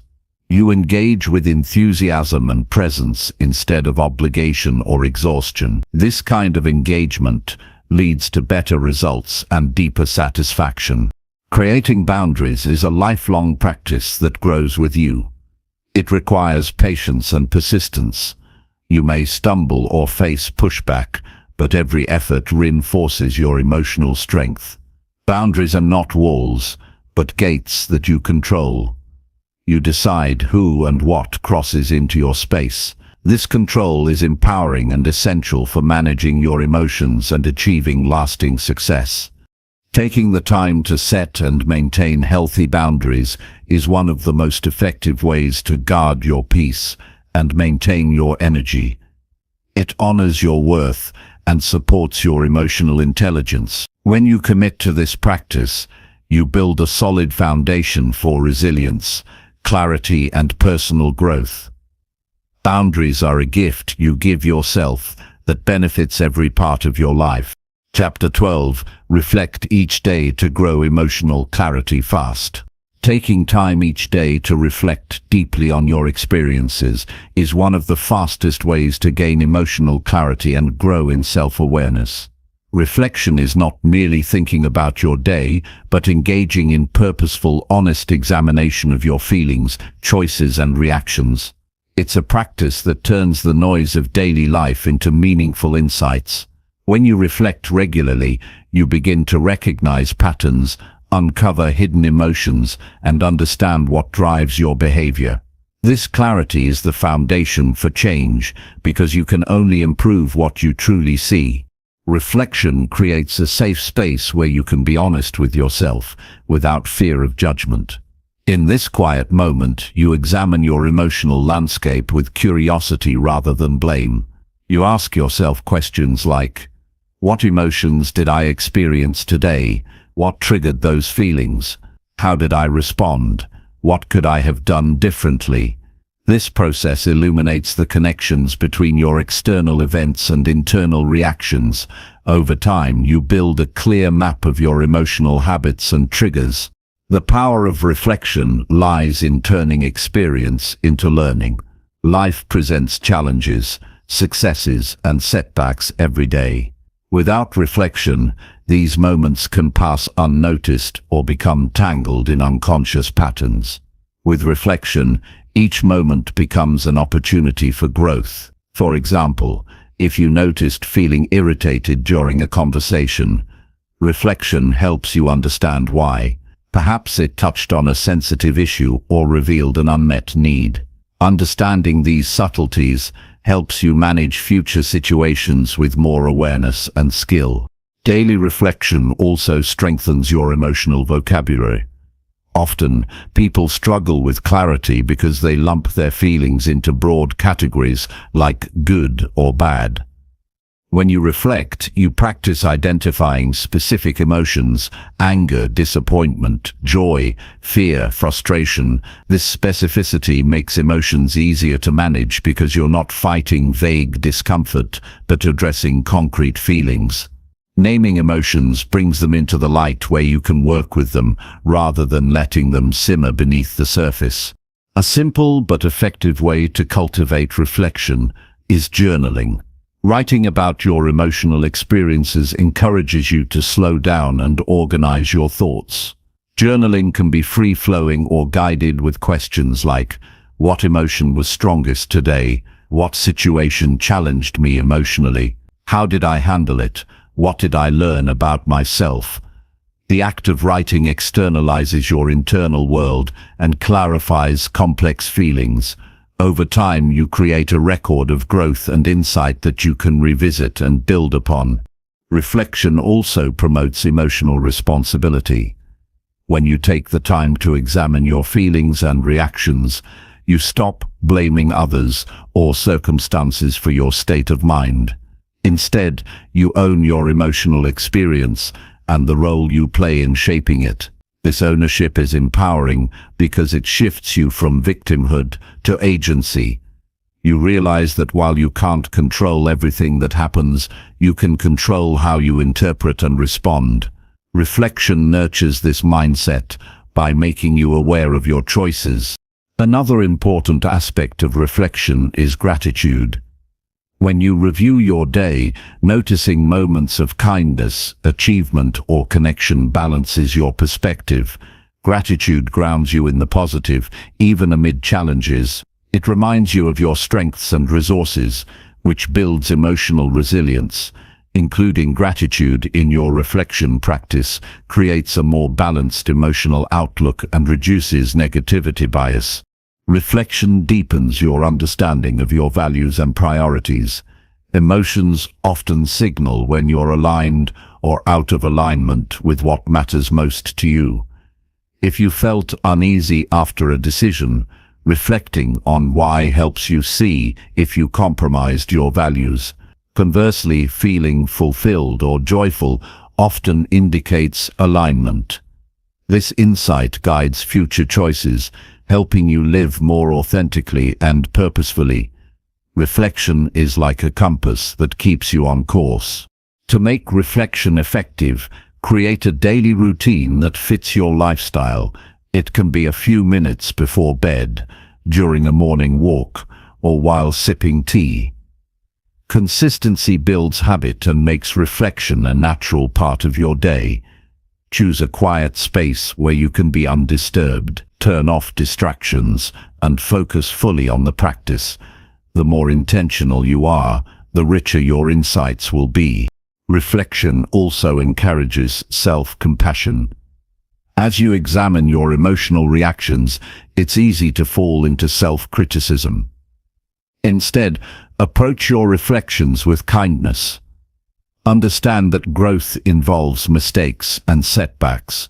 Celebrate your efforts and progress. This compassionate stance supports emotional healing and motivates continued practice. It transforms reflection from a critique session into a supportive conversation with yourself. The benefits of daily reflection extend beyond personal growth. As you gain emotional clarity, your relationships improve.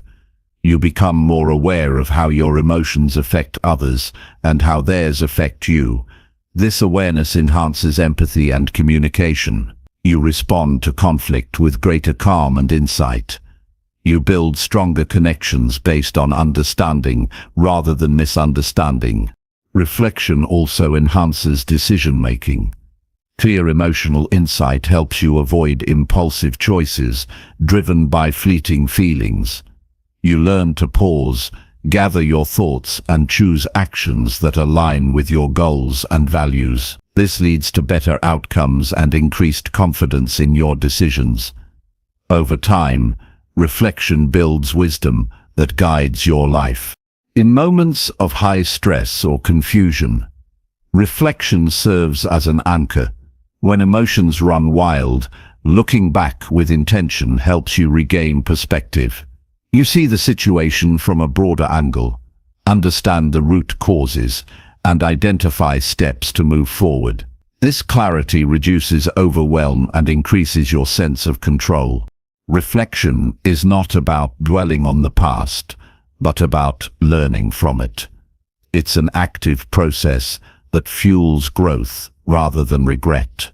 When you commit to reflecting each day, you accelerate your emotional intelligence. You develop the habit of turning every experience into insight and every insight into action. This cycle of reflection and growth propels you toward the success and resilience you seek. The practice of reflection builds a foundation for lifelong emotional clarity. Each day's insights accumulate, creating a rich internal understanding that guides your behavior and choices. This foundation supports continuous improvement, helping you navigate life's complexities with wisdom and grace. Reflection sharpens your emotional lens, so you see yourself and others more clearly. Developing this daily habit transforms how you live emotionally. Instead of reacting blindly or being tossed by feelings, you respond with awareness and intention. You gain confidence in managing your inner world. You create a rhythm of learning and adaptation that keeps you moving forward. Reflection turns your emotions from unpredictable forces into valuable teachers. Ultimately, reflecting each day is an act of self-care and empowerment. It honors your emotional experience and invests in your growth. This practice helps you become the person you want to be: clear, calm, resilient, and connected. The faster you build this habit, the sooner you'll see meaningful change. Reflection unlocks emotional clarity that supports every step of your journey towards success. Chapter 13. Replace blame with curiosity during tough moments. Blame often feels like a natural response when something goes wrong. It offers a sense of control, a place to direct frustration, and temporary relief from discomfort. But in reality, blame closes the door to progress. It blocks understanding, prevents learning, and keeps you stuck in cycles of emotional conflict. Choosing curiosity in tough moments, instead of defaulting to blame, creates a powerful shift. Curiosity invites you to investigate, to learn, and to grow. It allows you to ask different questions, questions that lead to clarity rather than resentment. While blame focuses on assigning fault, curiosity focuses on uncovering the truth beneath the surface. In difficult situations, emotions tend to run high. You might feel disappointed, hurt, or betrayed. When these feelings emerge, the immediate impulse is often to find someone to hold responsible. Blame steps in quickly. It sounds like, "Why did they do this to me?" or "If only they hadn't done that." But if you pause for just a moment and choose a different lens, one rooted in curiosity, you open the door to understanding what really happened. Curiosity sounds like, "What led to this situation?" or "What can I learn from this about myself and others?" Curiosity requires emotional presence. It means slowing down your automatic responses and intentionally shifting your perspective. When you do this, you gain access to a deeper layer of insight. For example, if someone speaks to you harshly, blame might lead you to immediately label them as rude or uncaring. But if you replace blame with curiosity, you might begin to ask, "What's going on in their world that made them react this way? Or did I say something that unintentionally triggered them?" This doesn't mean excusing harmful behavior, but it does mean seeking a full understanding before reacting. By being curious, you take responsibility for your role in the dynamic without overburdening yourself with guilt or self-blame. You simply become a student of the moment, open to discovery. This openness builds emotional intelligence. Instead of repeating the same reactionary patterns, you begin to adapt. You become more thoughtful, more centered, and more skillful in how you handle future moments of tension. You stop recycling blame and instead begin to explore root causes and personal growth opportunities. Curiosity changes the quality of your questions. Blame asks, "Who is at fault?" and tends to focus outward. Curiosity asks, "What is this moment trying to show me?" and pulls your attention inward. When you explore your own assumptions, triggers, and expectations, you start seeing how your inner there shapes your experience. This kind of self-reflection deepens self-awareness. It also allows for more compassionate communication with others, because you're not just reacting to what they did, you're understanding why it affected you the way it did. In moments of conflict, curiosity gives you the strength to listen. When you let go of blame, you create space to hear someone's perspective without defensiveness. You can ask real questions and be open to answers that challenge your current view. You don't have to agree with everything you hear, but the simple act of listening from a place of curiosity rather than judgment can transform the conversation. People feel safer when they're not being accused. They become more willing to open up, and from that openness, connection is restored. Curiosity also dissolves rigid thinking. Blame tends to be black and white. Someone is wrong and someone is right. But human behavior is rarely that simple.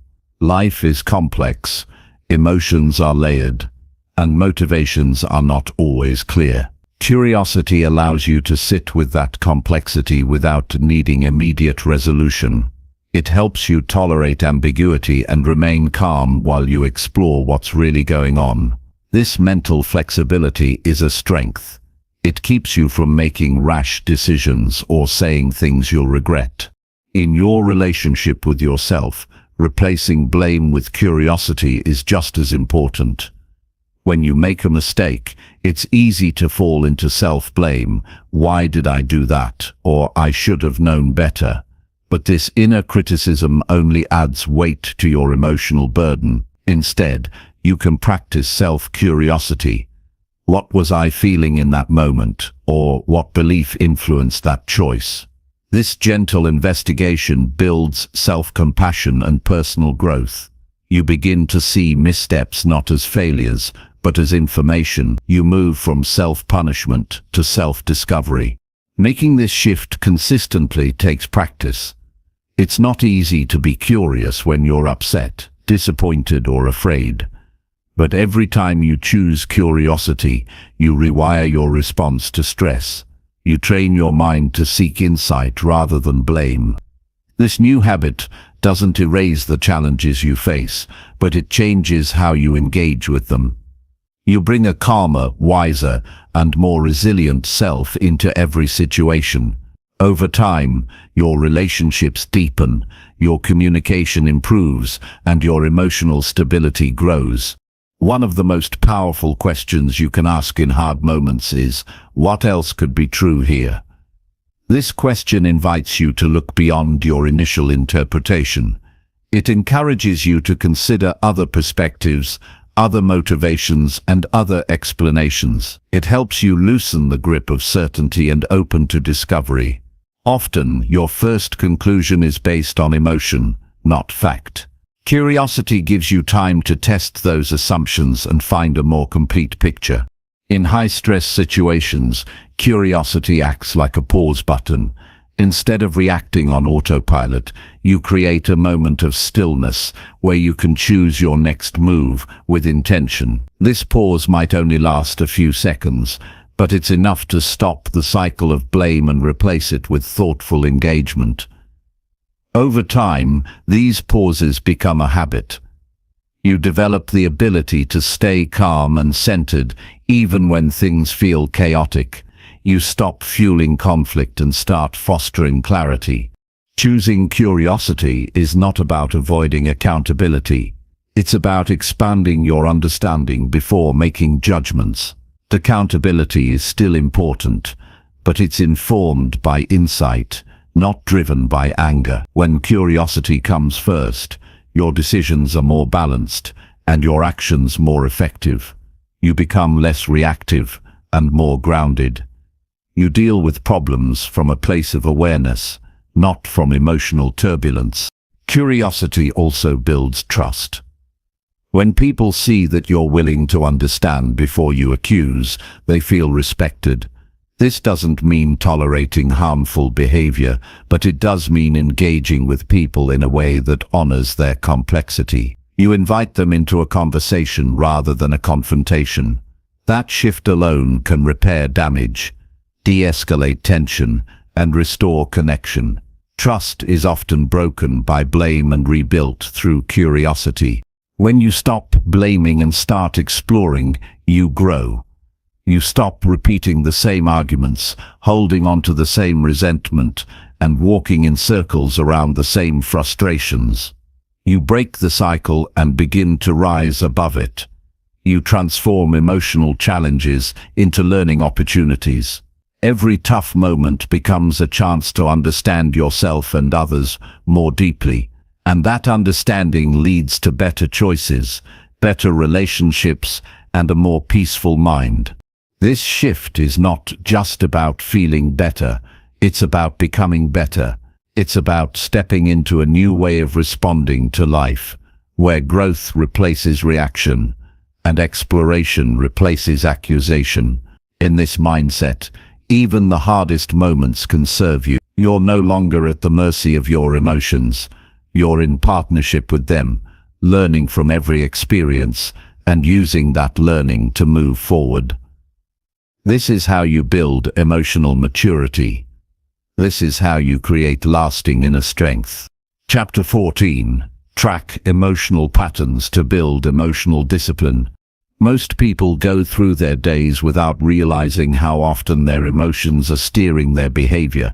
They respond to stress, frustration, disappointment, or even joy with automatic habits that seem natural but are actually deeply ingrained reactions, shaped over time. Without noticing it, these emotional patterns start dictating how you think, how you interact with others, and how you make decisions. If you never stop to observe these patterns, you keep repeating them, even when they work against you. That's where tracking comes in. By consistently noticing and writing down your emotional responses, you become aware of the emotional triggers that influence your behavior. That awareness is the first and most important step in developing emotional discipline. Emotional discipline is not about suppressing what you feel. It's about recognizing what you feel, understanding where it comes from, and choosing how you respond to it. Without tracking, your emotions stay vague. You feel overwhelmed, but you don't know why. You get angry, but you can't explain the root cause. You shut down emotionally, but you don't realize it until days later. But when you begin to document what you feel, especially during difficult or stressful moments, you start to notice recurring themes. Maybe you get anxious whenever you're asked to speak in front of a group. Maybe you feel irritated when you're not acknowledged. Maybe you become defensive when someone gives you feedback. These responses don't come out of nowhere. They have a history, a pattern, a reason, and once you start tracking them, you begin to see what used to stay hidden. Tracking emotional patterns doesn't require anything fancy. A simple notebook or digital journal is enough. The key is to do it daily and honestly. At the end of each day, take a few moments to write down how you felt, when you felt it, and what triggered that feeling. If possible, also note how you reacted. Did you speak calmly? Did you raise your voice? Did you shut down? Did you avoid the situation? Over time, this record becomes a mirror.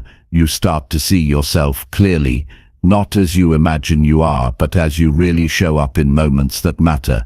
This kind of self-observation builds accountability. You're no longer surprised by your reactions because you've studied them, you've mapped them, you've identified patterns that used to operate in the background. That clarity allows you to make different choices. You begin to pause when you feel a familiar emotion rising. You remember how you usually react and how that reaction serves or sabotages you. And in that pause, you find a new option. That pause is where emotional discipline begins. Patterns reveal more than just behavior. They reveal emotional habits. Maybe you tend to catastrophize when things go wrong, imagining worst-case scenarios. Maybe you suppress sadness because you grew up believing that vulnerability is weakness. Maybe you seek validation from others because you haven't yet learned to give it to yourself. These emotional habits are not random. They were formed through experiences, and they continue to shape your life until you interrupt them. Tracking gives you the information you need to make those interruptions meaningful and lasting. You also begin to realize that emotions are not isolated. They're often linked to deeper beliefs and unresolved experiences. When you track your emotions, you start uncovering the story beneath the feeling. For example, if you regularly feel unappreciated, you might discover it's connected to a deeper belief that your value depends on external recognition. That belief influences how you interpret situations and how you respond to others. Once you see the belief, you can challenge it. You can replace it with something healthier. But none of that is possible unless you first identify the pattern. Emotional discipline is built through repetition. Tracking helps you repeat awareness. Every day that you take a few minutes to reflect, you reinforce a mindset of self-responsibility. You stop blaming circumstances or people for your reactions. You begin to take ownership of your emotional world. That ownership empowers you. Instead of being a passive participant in your emotions, you become an active observer and a deliberate responder. You begin to understand that discipline doesn't mean control over others. It means mastery over yourself. When you have a clear picture of your emotional habits, you can also anticipate challenges. You start recognizing the early signs of emotional escalation. You know when you're starting to spiral into anxiety or shutting down from stress. This early awareness allows you to intervene. You can use breathing techniques, grounding exercises, or supportive thoughts to stabilize yourself. You begin responding from a place of strength, not impulse. This isn't about avoiding emotions, it's about meeting them with clarity and strength. Over time, your self-awareness deepens. You no longer get swept up in every emotional wave. You understand what's happening inside you and why. You don't take everything personally. You stop assuming that every emotional disturbance requires immediate reaction. You develop the ability to hold space for discomfort without needing to fix it right away. That is emotional maturity. It's not the absence of emotion, it's the ability to live with emotion without being ruled by it. Tracking also improves your relationships. When you understand your own emotional patterns, you become more patient with others. You recognize that their reactions might be habits too, shaped by their own unresolved emotions. This understanding helps you avoid unnecessary conflicts and create space for empathy. You communicate more clearly because you've already processed your feelings before expressing them. You make room for dialogue instead of defensiveness, and when disagreements happen, you can return to calm more quickly because you've practiced emotional regulation consistently. Even when life gets unpredictable, your tracking habit becomes a stabilizing force. It keeps you connected to yourself. On good days, it reminds you what supports your emotional well-being. On hard days, it helps you process what happened and move forward without carrying emotional residue. You don't bottle things up or let them fester. You give them space to be seen, understood, and eventually released. This regular cleansing of emotional buildup keeps your mind clear and your heart light. Emotional discipline is not about perfection. You will still get triggered. You will still have moments where emotions get the best of you, but the difference is you recover faster. You reflect more accurately. You respond more wisely, and you do this not because you were born emotionally disciplined, but because you trained for it. You tracked, you learned, you grew, and now you live with a level of self-awareness and stability that many people never develop. The more you track, the more you trust yourself. You stop fearing your emotions. You welcome them as signals and guides. You develop a kind of internal alignment where your reactions match your values. You stop being a prisoner to emotional habits and become the architect of your emotional world. And from this place of inner structure, you create a life that reflects your highest clarity, not just in how you feel, but in how you live, speak, and connect. Chapter 15. Use quiet time to reset and gain perspective. Most people move through life at a pace that never allows them to catch their breath. They go from task to task, conversation to conversation, without a moment of pause. In that constant motion, it becomes almost impossible to hear your own thoughts clearly. You start reacting to life instead of responding. You get pulled into distractions, noise, and urgency until everything feels important, even when it's not. That's why quiet time is not a luxury. It's a necessity. It gives your mind space to decompress, your emotions room to settle, and your thoughts time to organize themselves without external pressure. When you allow yourself even a few moments of silence, you shift the pace of your day. You remove yourself from the noise that distorts your clarity. The mind naturally begins to slow down when there's no stimulation competing for attention. And in that slowness, something important happens. You begin to feel again. Not just surface-level emotions, but the subtle signals your body and mind have been trying to send you all day. You might notice tension in your chest you didn't realize was there. You might become aware of a worry you've been pushing aside, or you might feel a sense of calm that reminds you what's been missing. Quiet time doesn't give you new answers. It reveals what's already inside you but buried under noise. Creating space for quiet resets your nervous system. If you've been on edge, overwhelmed, or overstimulated, silence helps you release what you've been holding. It's not about doing anything specific during this time. You don't have to meditate perfectly or journal extensively.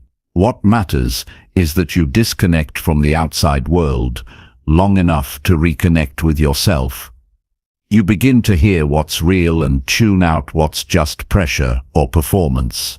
You begin to observe your mind without judgment, watching thoughts rise and fall without needing to chase them. Quiet time also gives you perspective. When everything feels urgent, silence reminds you to ask better questions. You stop focusing on what's loud and start focusing on what's true. You gain a wider view of your situation. What seemed overwhelming might suddenly look manageable. What felt confusing might begin to make sense. What appeared urgent might be exposed as unimportant. This shift doesn't happen because you figured everything out. It happens because you gave your mind the room to breathe. Perspective isn't forced, it's revealed when you stop trying to control everything and start listening to yourself with openness. During silence, your inner dialogue becomes more honest. When there's no one around and no performance to uphold, your truth starts speaking. You realize what you're really feeling. Maybe it's disappointment, regret, confusion, or even hope. The point is not to change those emotions, but to understand them. Let them speak. Let them show you what needs your attention. And often, just by allowing them to surface without resistance, They begin to soften. The emotion that felt so heavy during the day loses its grip once you sit with it quietly. Sometimes clarity isn't about solving problems. It's about stepping away long enough to remember what matters. In quiet, you remember your values. You realign with your principles. You realize that not every challenge requires urgency. Not every problem demands action right now. Quiet time helps you separate your internal voice from the external noise. It helps you see which thoughts are yours and which ones were absorbed from someone else's expectations. And once you make that distinction, you begin to act from your own truth, not fear, not pressure, not comparison. The most profound shifts happen in stillness. In a noisy world, stillness becomes a form of power. When others are rushing, you stay grounded. When emotions rise around you, you stay anchored. And this strength isn't loud. It doesn't need to be displayed.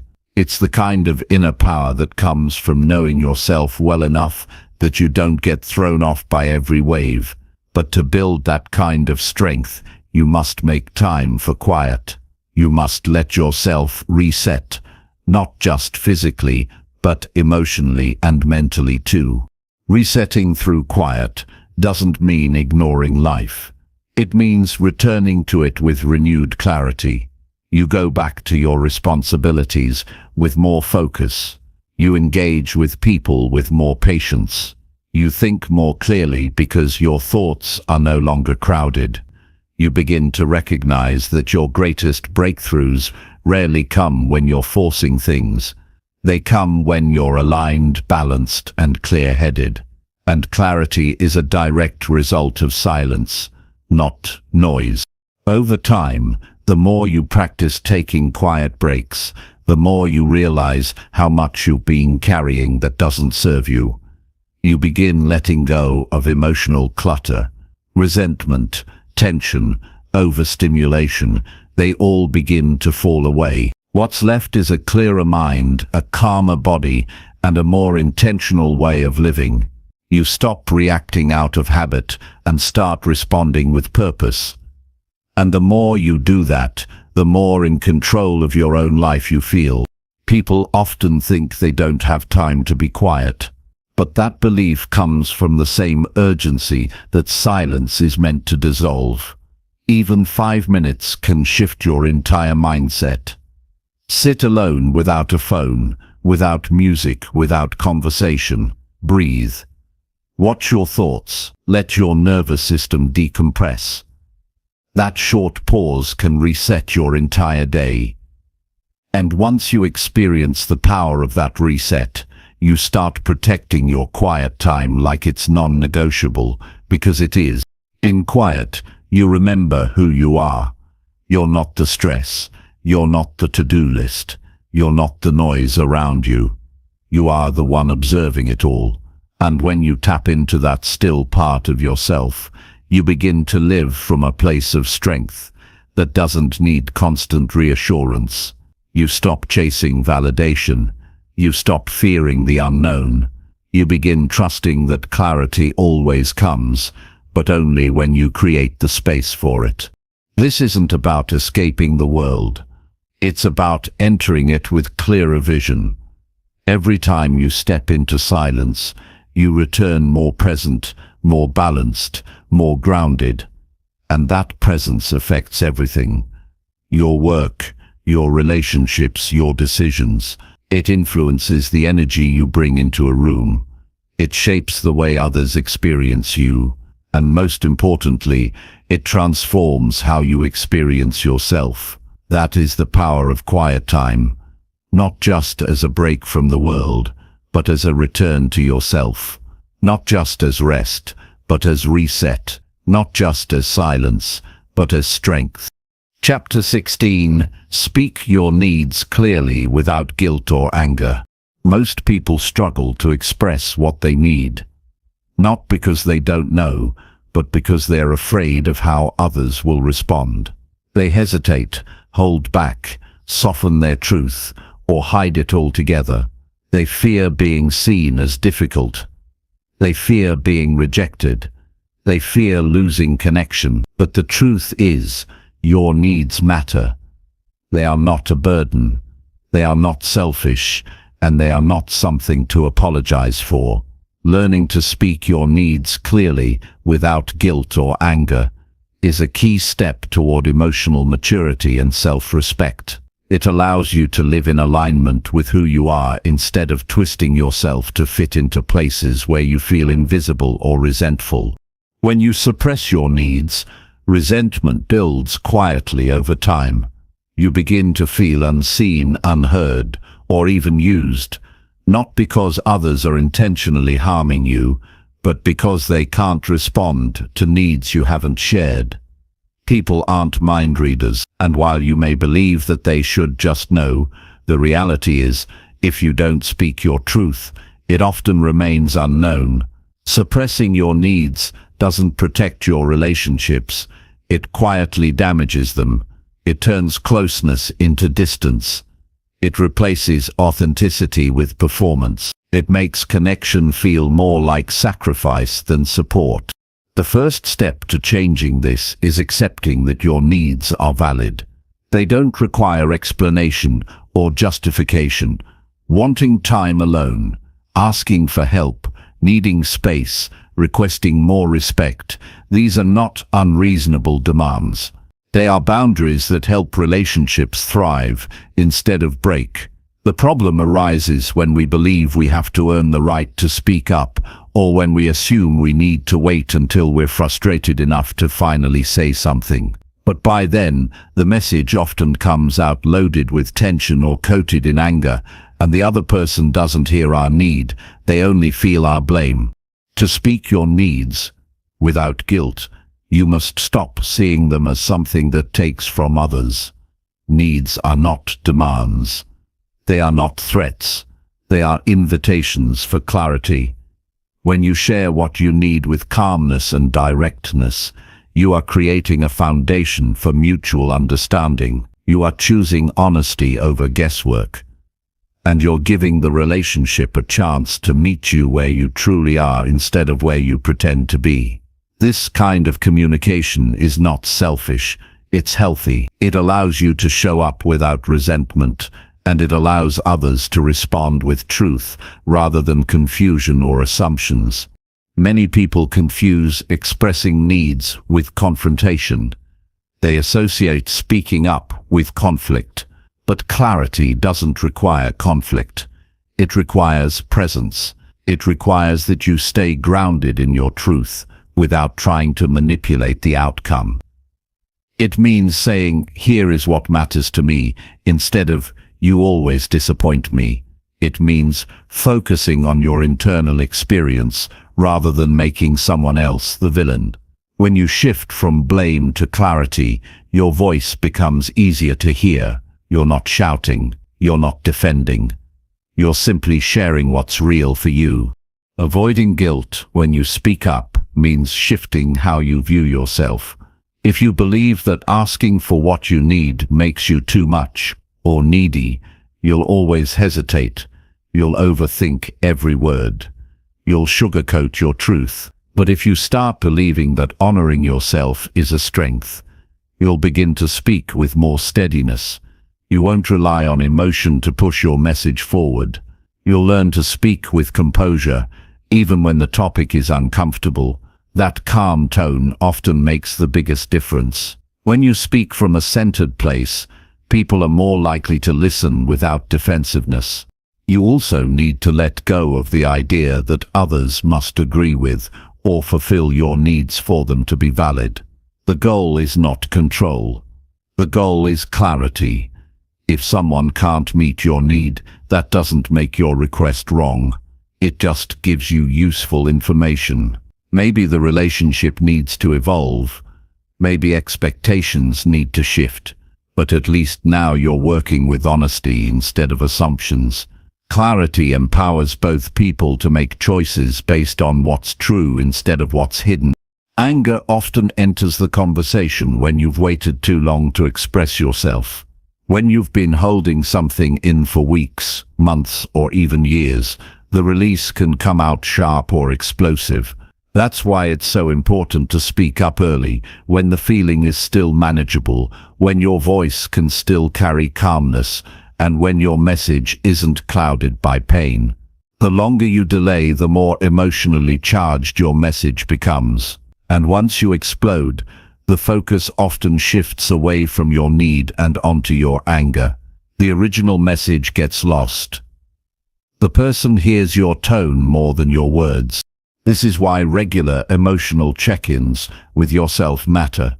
You need to ask yourself often, what am I needing right now? What am I avoiding saying? What feels off in this situation? When you check in before things build up, you catch small discomforts before they turn into resentment. You begin to trust your feelings as signals instead of threats, and you give yourself permission to speak with honesty before the emotions become too heavy to hold calmly. You don't need a script. You don't need perfect words. You just need the courage to be real. That means you can say, I'm feeling overwhelmed and I need some space to recharge. Or, it's important to me that we communicate more clearly. Or even, I'm not sure what I need yet, but I know something feels off and I'd like to talk about it. Clarity is not about perfection. It's about presence. It's about being willing to open your mouth and trust that your truth deserves to be heard without apology. One of the biggest shifts happens when you stop fearing how others will respond and start focusing on staying true to yourself. You can't control how someone reacts to your needs, but you can control how you express them. You can choose calm over chaos. You can choose directness over drama. You can choose respect for yourself over fear of rejection. And every time you make that choice, your confidence grows. You begin to believe, not just intellectually but emotionally, that your voice matters. When you live with that kind of internal steadiness, you stop walking on eggshells. You stop over-explaining. You stop seeking approval for things that already feel true in your heart. You begin building relationships based on transparency instead of tension. And that kind of connection, the kind built on real honesty, lasts longer, feels lighter, and supports both people in becoming their best selves. Speaking your needs is not about pushing others away. It's about creating space for truth to exist between you. And the more you practice, the more you realize how freeing it is to stop hiding. You stop bottling things up. You stop resenting the people you care about. You start showing up with clarity, confidence, and calm. And in doing so, you become someone who is not only easier to understand, but also harder to ignore. Chapter 17. Apologize with honesty to repair emotional trust. Most people think apologizing is about saying the words, I'm sorry, but that's just the surface. A real apology isn't a statement, it's a shift. It's the willingness to face the damage you've caused without minimizing it, explaining it away, or rushing past it. When trust is broken, what heals it isn't silence or avoidance. What begins to heal it is honesty. Sincere, direct, and grounded in responsibility. When you apologize with honesty, you're not just trying to move on, you're choosing to repair what was hurt, not by covering it up, but by standing in the discomfort and showing the other person that they matter more than your pride. An honest apology requires humility. It requires you to look at your words, your actions, and your impact, not from your perspective, but from the experience of the person who was hurt. This can be hard because it means setting aside the desire to defend yourself. It means not saying I'm sorry but or I didn't mean to. It means not trying to equalize pain by saying you've hurt me too. All of those things might feel true to you, but they don't belong in the space of an apology. When someone is in pain because of your actions, That space is about them, not about proving you're a good person. The purpose of an apology is not to protect your image. It's to show up fully present for the person who was wounded. That means acknowledging exactly what happened, not in vague terms, but in detail, saying, "I know I dismissed your feelings when you were vulnerable, and that made you feel unseen," carries far more weight than "sorry if I hurt you." One is an acknowledgement of your role and their pain. The other is a statement of avoidance. You can't repair trust by tiptoeing around the truth. You repair it by stepping directly into it with clarity and care. You also have to be willing to accept the consequences of your actions. A true apology doesn't demand immediate forgiveness. It doesn't pressure the other person to get over it. It understands that emotional wounds take time to heal. Even if you apologize sincerely, the other person might need space, time, or even distance. That doesn't mean your apology wasn't meaningful. It means you've given them room to process on their terms. Trust isn't a switch that flips back on. It's something that's slowly rebuilt through consistency, humility, and respect.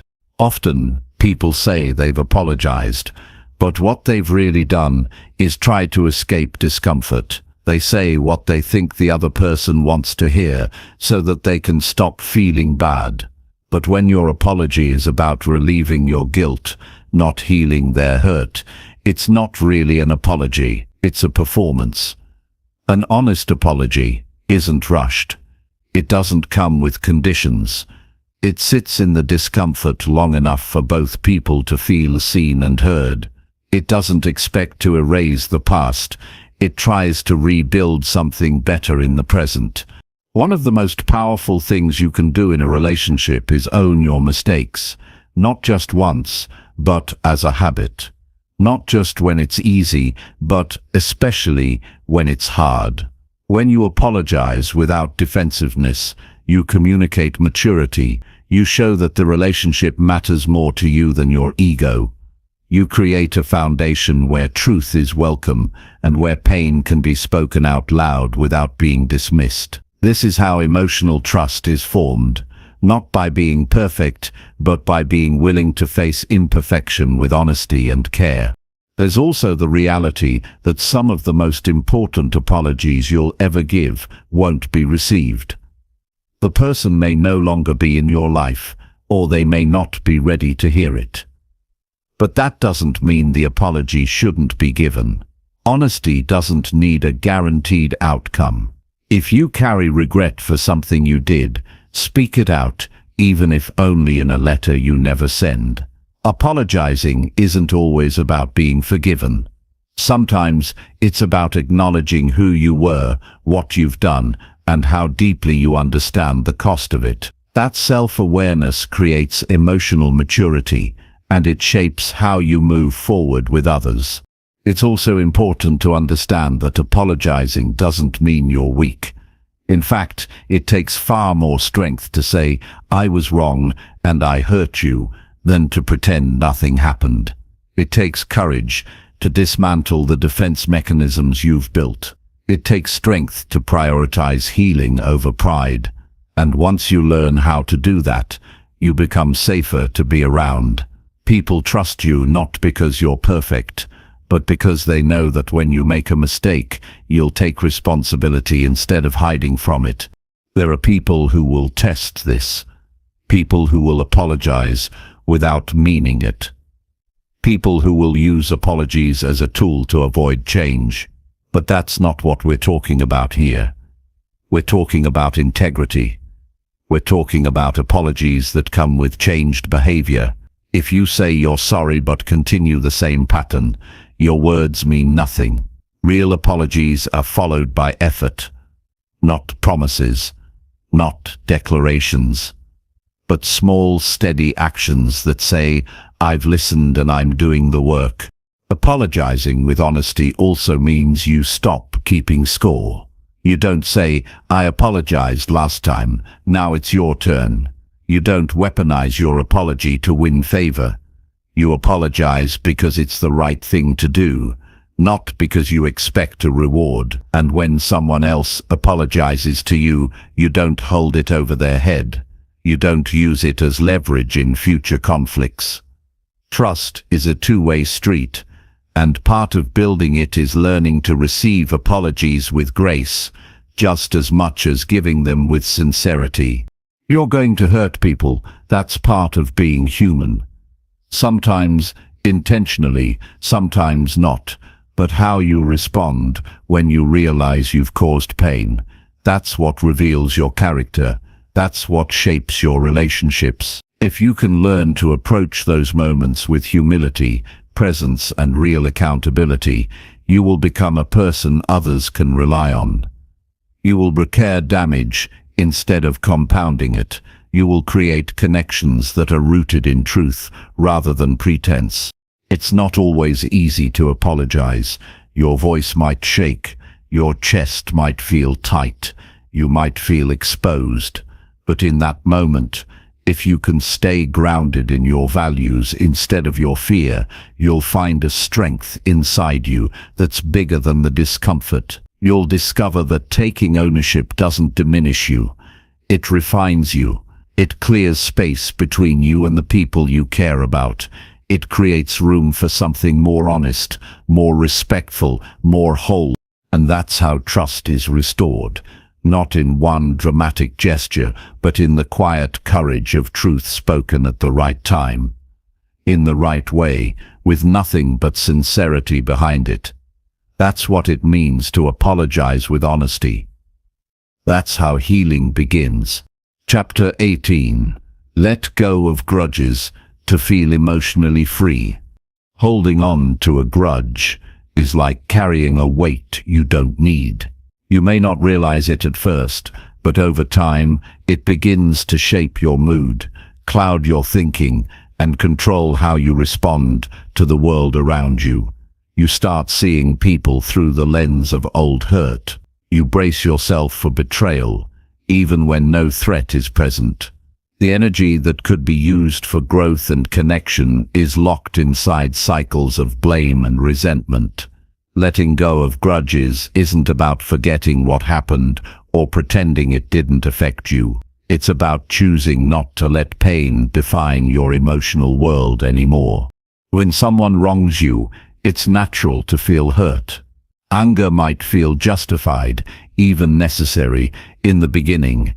It's your mind's way of saying that something unfair or disrespectful occurred. But when that initial pain hardens into bitterness, and that bitterness becomes part of your identity, the damage continues long after the event has passed. A grudge isn't just a memory, it's a choice to keep reliving the hurt over and over, sometimes for years. And while it may feel like you're protecting yourself, what you're really doing is limiting your peace. Emotional freedom doesn't come from pretending nothing bothers you. It comes from learning how to process pain without letting it control you. Letting go of a grudge begins when you decide that your peace is more important than the past. You acknowledge the pain, you sit with the truth of what happened, and then you choose to stop carrying it as a weapon or a shield. That decision doesn't mean what happened was okay. It means you've decided it won't continue to control your thoughts, your energy, or your future. Many people struggle with this step because they confuse letting go with giving in. They think if they release resentment, they're saying the other person was right or that the hurt didn't matter. But the opposite is true. Letting go is a deeply personal act. It's not about them, it's about you. You release the grudge, not to excuse the behavior, but to free yourself from its grip. You can still hold people accountable, set boundaries, or remove them from your life. Letting go of the emotional burden just means you're no longer allowing the event to replay in your mind as if it's still happening. To release a grudge, you first have to name it. What exactly are you holding on to? Was it betrayal, disrespect, a lack of acknowledgement? Get clear. Vague anger can live forever in your body because it has no clear path out. But when you identify the specific hurt and allow yourself to feel it fully, you open a doorway to healing. This process might stir up discomfort, but that discomfort is the beginning of release. You can't let go of what you haven't fully faced. Suppressing it keeps it alive in the background. Confronting it is what drains its power. Letting go also requires compassion. Not always for the person who hurt you, but for yourself. You have to be gentle with the version of you that experienced the pain. You have to stop judging yourself for being affected by it. Some people carry shame for holding grudges. They feel weak or overly sensitive. But your emotional pain doesn't make you weak. It means you care deeply, and the fact that you want to be free of that pain speaks to your strength. Forgiveness is not passivity. It is a powerful choice that puts you back in control of your emotional life. There will be moments when the anger creeps back in. Something reminds you of the incident, or a person brings it up, and suddenly you feel the same tension and irritation all over again. This is normal. Letting go is not a one-time act. It's a process of returning, again and again, to the decision that your emotional freedom matters more than your resentment. Each time the memory arises, you can choose to feel it without feeding it. You can acknowledge it without holding on to it. With each repetition, its grip loosens. Sometimes the hardest grudges to let go of are the ones we hold against people we still care about, the ones we see regularly, the ones we trusted the most. In these situations, releasing resentment doesn't mean pretending everything is fine. It may mean shifting the relationship, setting stronger boundaries, or changing expectations. But even as you do that, you can release the internal tension. You can decide not to carry that pain in your conversations, in your thoughts, or in your body. You can interact with clarity, not unresolved hurt. There's also a kind of grudge that turns inward. The one we hold against ourselves, things we regret, things we said or didn't say, ways we feel we failed. These are often the hardest to identify, because they're so deeply embedded in how we see ourselves. But the same principle applies. Emotional freedom comes from release. You cannot live fully while dragging around the weight of self-condemnation. You can learn from your mistakes without punishing yourself forever. You can hold yourself accountable without denying yourself peace. Releasing a grudge is not about closing your eyes to reality. It's about opening your heart to a different kind of strength.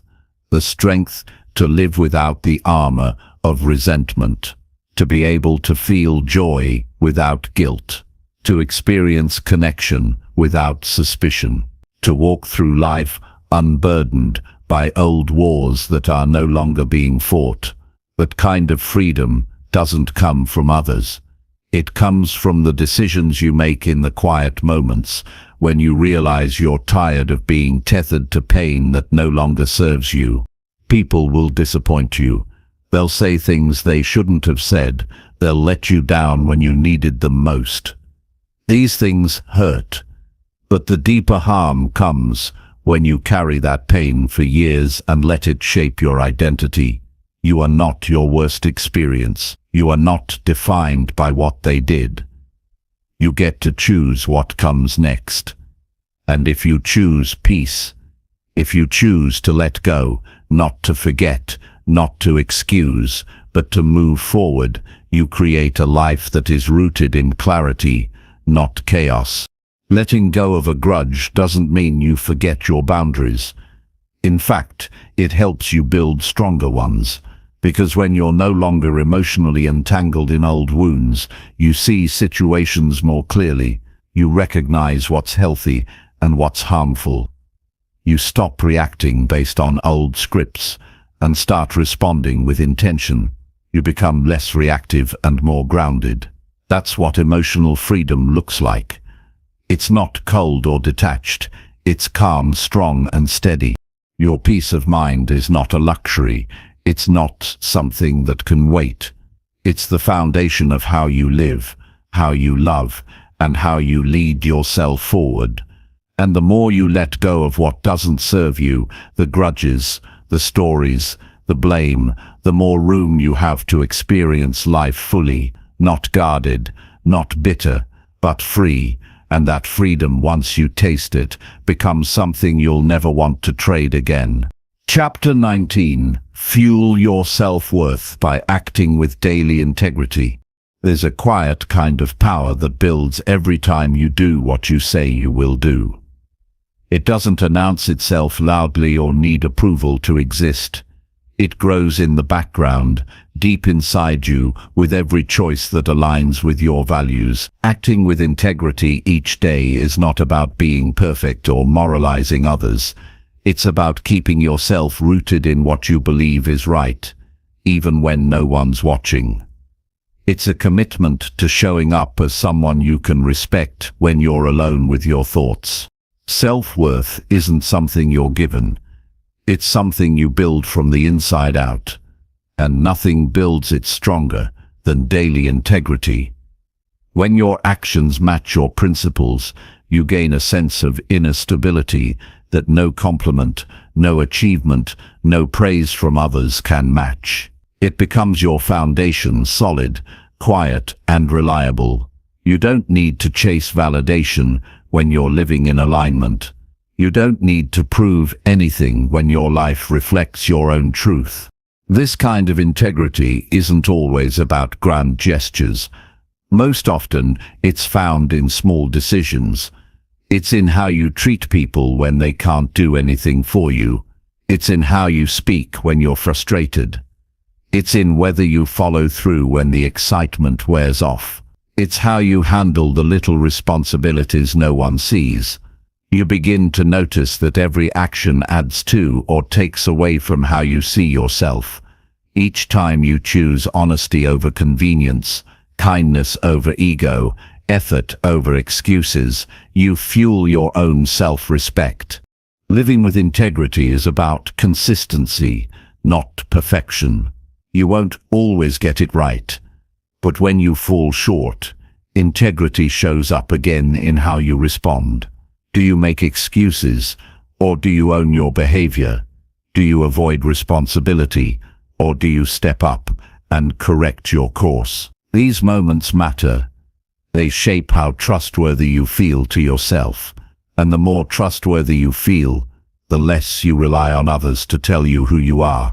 People often try to fix low self-worth by chasing external markers, status, appearance, admiration. But when those things fade or disappear, they're left feeling hollow.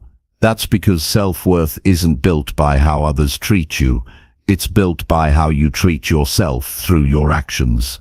If you want to feel good about who you are, act like someone who deserves your own respect. Live in a way that makes you proud when no one's watching. That's where your strength is born. Daily integrity requires presence. You can't live honestly when you're constantly distracted, chasing the next thing.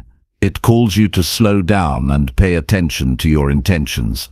Why are you saying yes?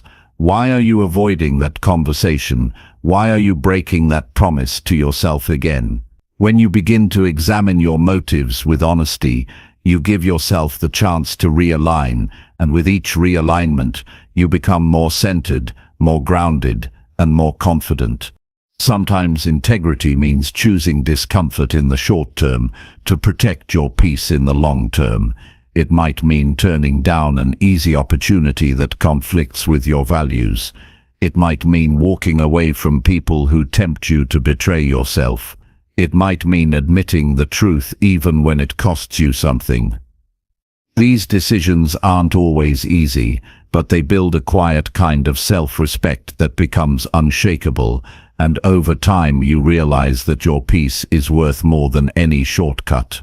Acting with integrity isn't about rigid moralism. It's about alignment. It's about living in a way that feels honest to who you are and what you believe. That looks different for everyone. For some, it means being dependable. For others, it means being authentic, vulnerable, courageous. The point is to know what matters most to you, and then let your choices reflect that. When your behavior reflects your principles, you become whole. You stop feeling like a stranger to yourself. If you've spent years living out of sync with your values, rebuilding integrity can feel overwhelming, but it doesn't require a complete life overhaul. You begin where you are. Start with one area: your time, your relationships, your health, your work, and ask yourself, what would it look like to act with integrity here? Then follow through. Keep showing up. Keep adjusting. Every time you do, you reclaim a little more of your confidence. You remember that you can count on yourself, and that memory becomes your fuel. There's a deep emotional cost to living out of alignment. It's not just guilt or shame, it's the slow erosion of your self-trust. You start questioning your own voice. You second-guess your decisions. You begin looking to others to guide you because you no longer believe in your own compass. That's why integrity matters. It's not about being a good person in some abstract sense. It's about staying connected to your own sense of truth. When you live that way, your inner voice gets louder. You stop being lost in self-doubt. And something else happens too. When you act with integrity consistently, you begin attracting people who live the same way. You create relationships rooted in honesty, in mutual respect, in clarity. You stop tolerating manipulation or dishonesty because you're no longer desperate for approval. You're not afraid to walk away from what doesn't align. Your boundaries become clearer. Your standards rise. Not because you're rigid, but because you know your worth. Living with daily integrity doesn't mean you'll never disappoint anyone. In fact, sometimes it means exactly that. You will disappoint people when you stop pleasing them at your own expense. You will confuse people when you stop explaining yourself. You will frustrate people when you choose truth over comfort.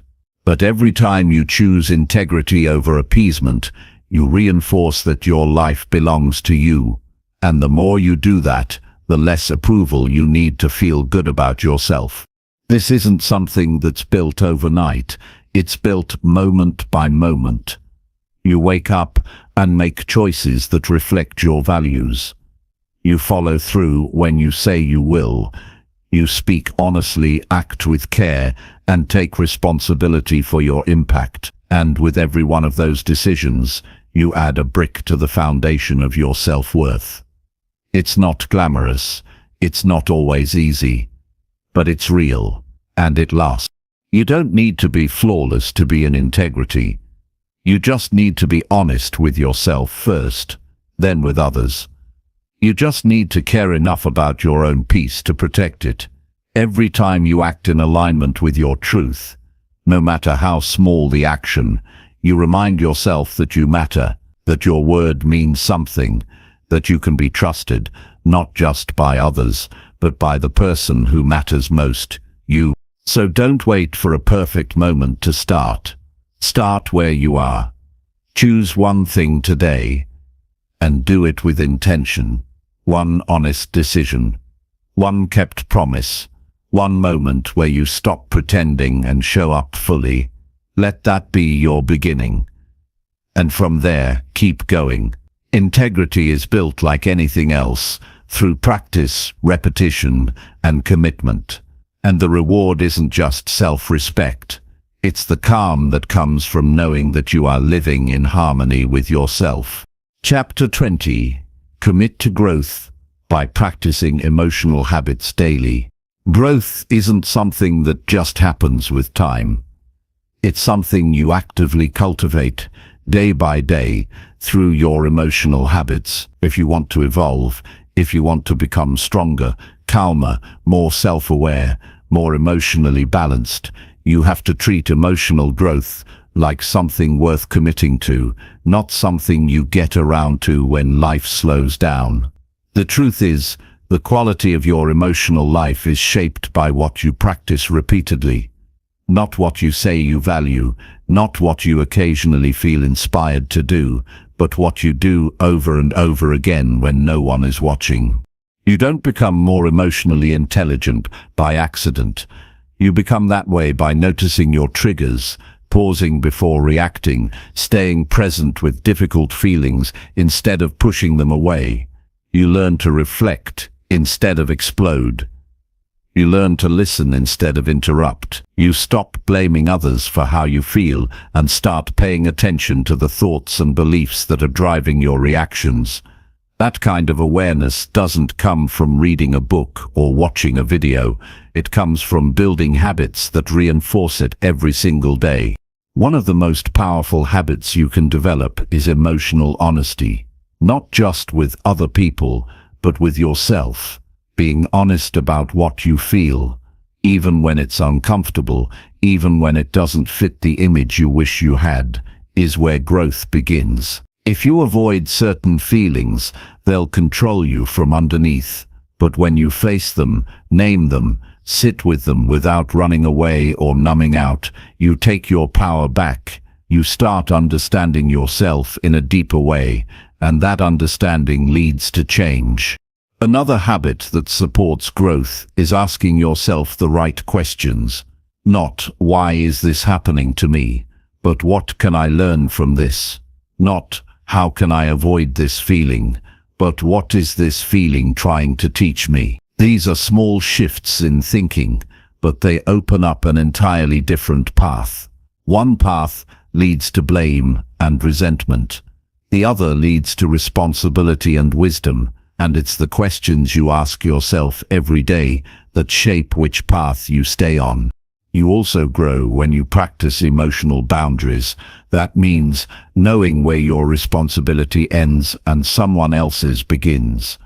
It means protecting your energy without guilt and saying no without explanation. It means understanding that your peace is not something you sacrifice for the comfort of others, but this takes practice. You won't get it right every time. You'll slip. You'll overextend. But if you treat it as a skill, not a personality trait, you give yourself the chance to improve over time. Gratitude is another emotional habit that rewires your internal world. Not fake positivity, not forced optimism, but genuine gratitude for what is real and present, even if it's small. When you make it a habit to notice what's working, to reflect on what you have, instead of always scanning for what's missing, you shift your emotional baseline. You become more resilient. You stop feeling like life is something happening to you and start feeling more connected to it. This doesn't mean ignoring what's painful. It means not letting it consume all your attention. Self-compassion is one of the most vital habits to develop if you're serious about emotional growth.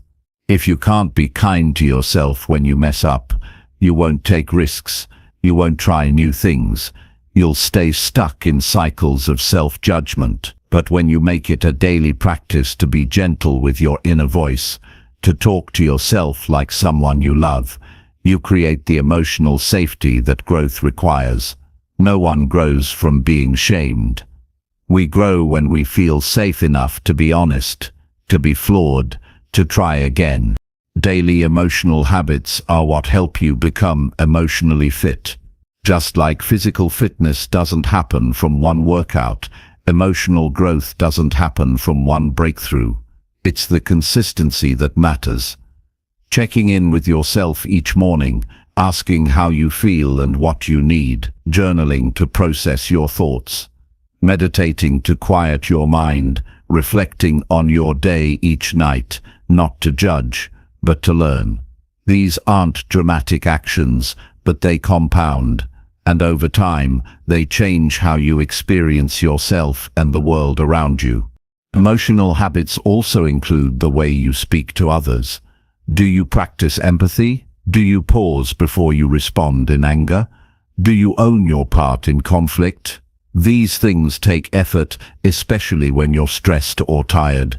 But if you care about growing, you practice them anyway, not because you owe it to others, but because it shapes who you are becoming. You're not responsible for how people interpret you, but you are responsible for the energy you bring, and the way you show up consistently is what defines your emotional maturity. Committing to emotional growth doesn't mean you'll always feel good. In fact, it often means feeling things more deeply because you're not running from discomfort anymore. You allow the hard moments to come and go without avoiding them. You let yourself cry without shame. You admit when you're hurt without pretending you're fine. And because of that, you move through emotions more freely. You stop holding them in. You stop letting them fester. You heal in real time, because you're not bottling up what needs to be felt. One of the most overlooked habits of emotional growth is rest. Not just sleep, but intentional rest for your mind and nervous system.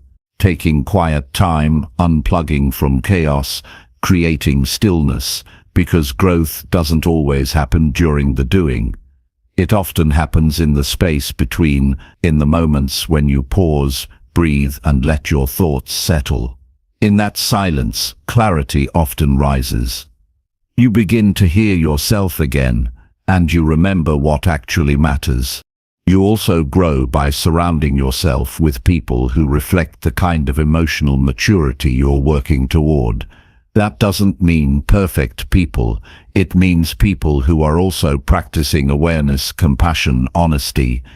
People who won't punish you for being human. People who encourage your growth, not your comfort zone.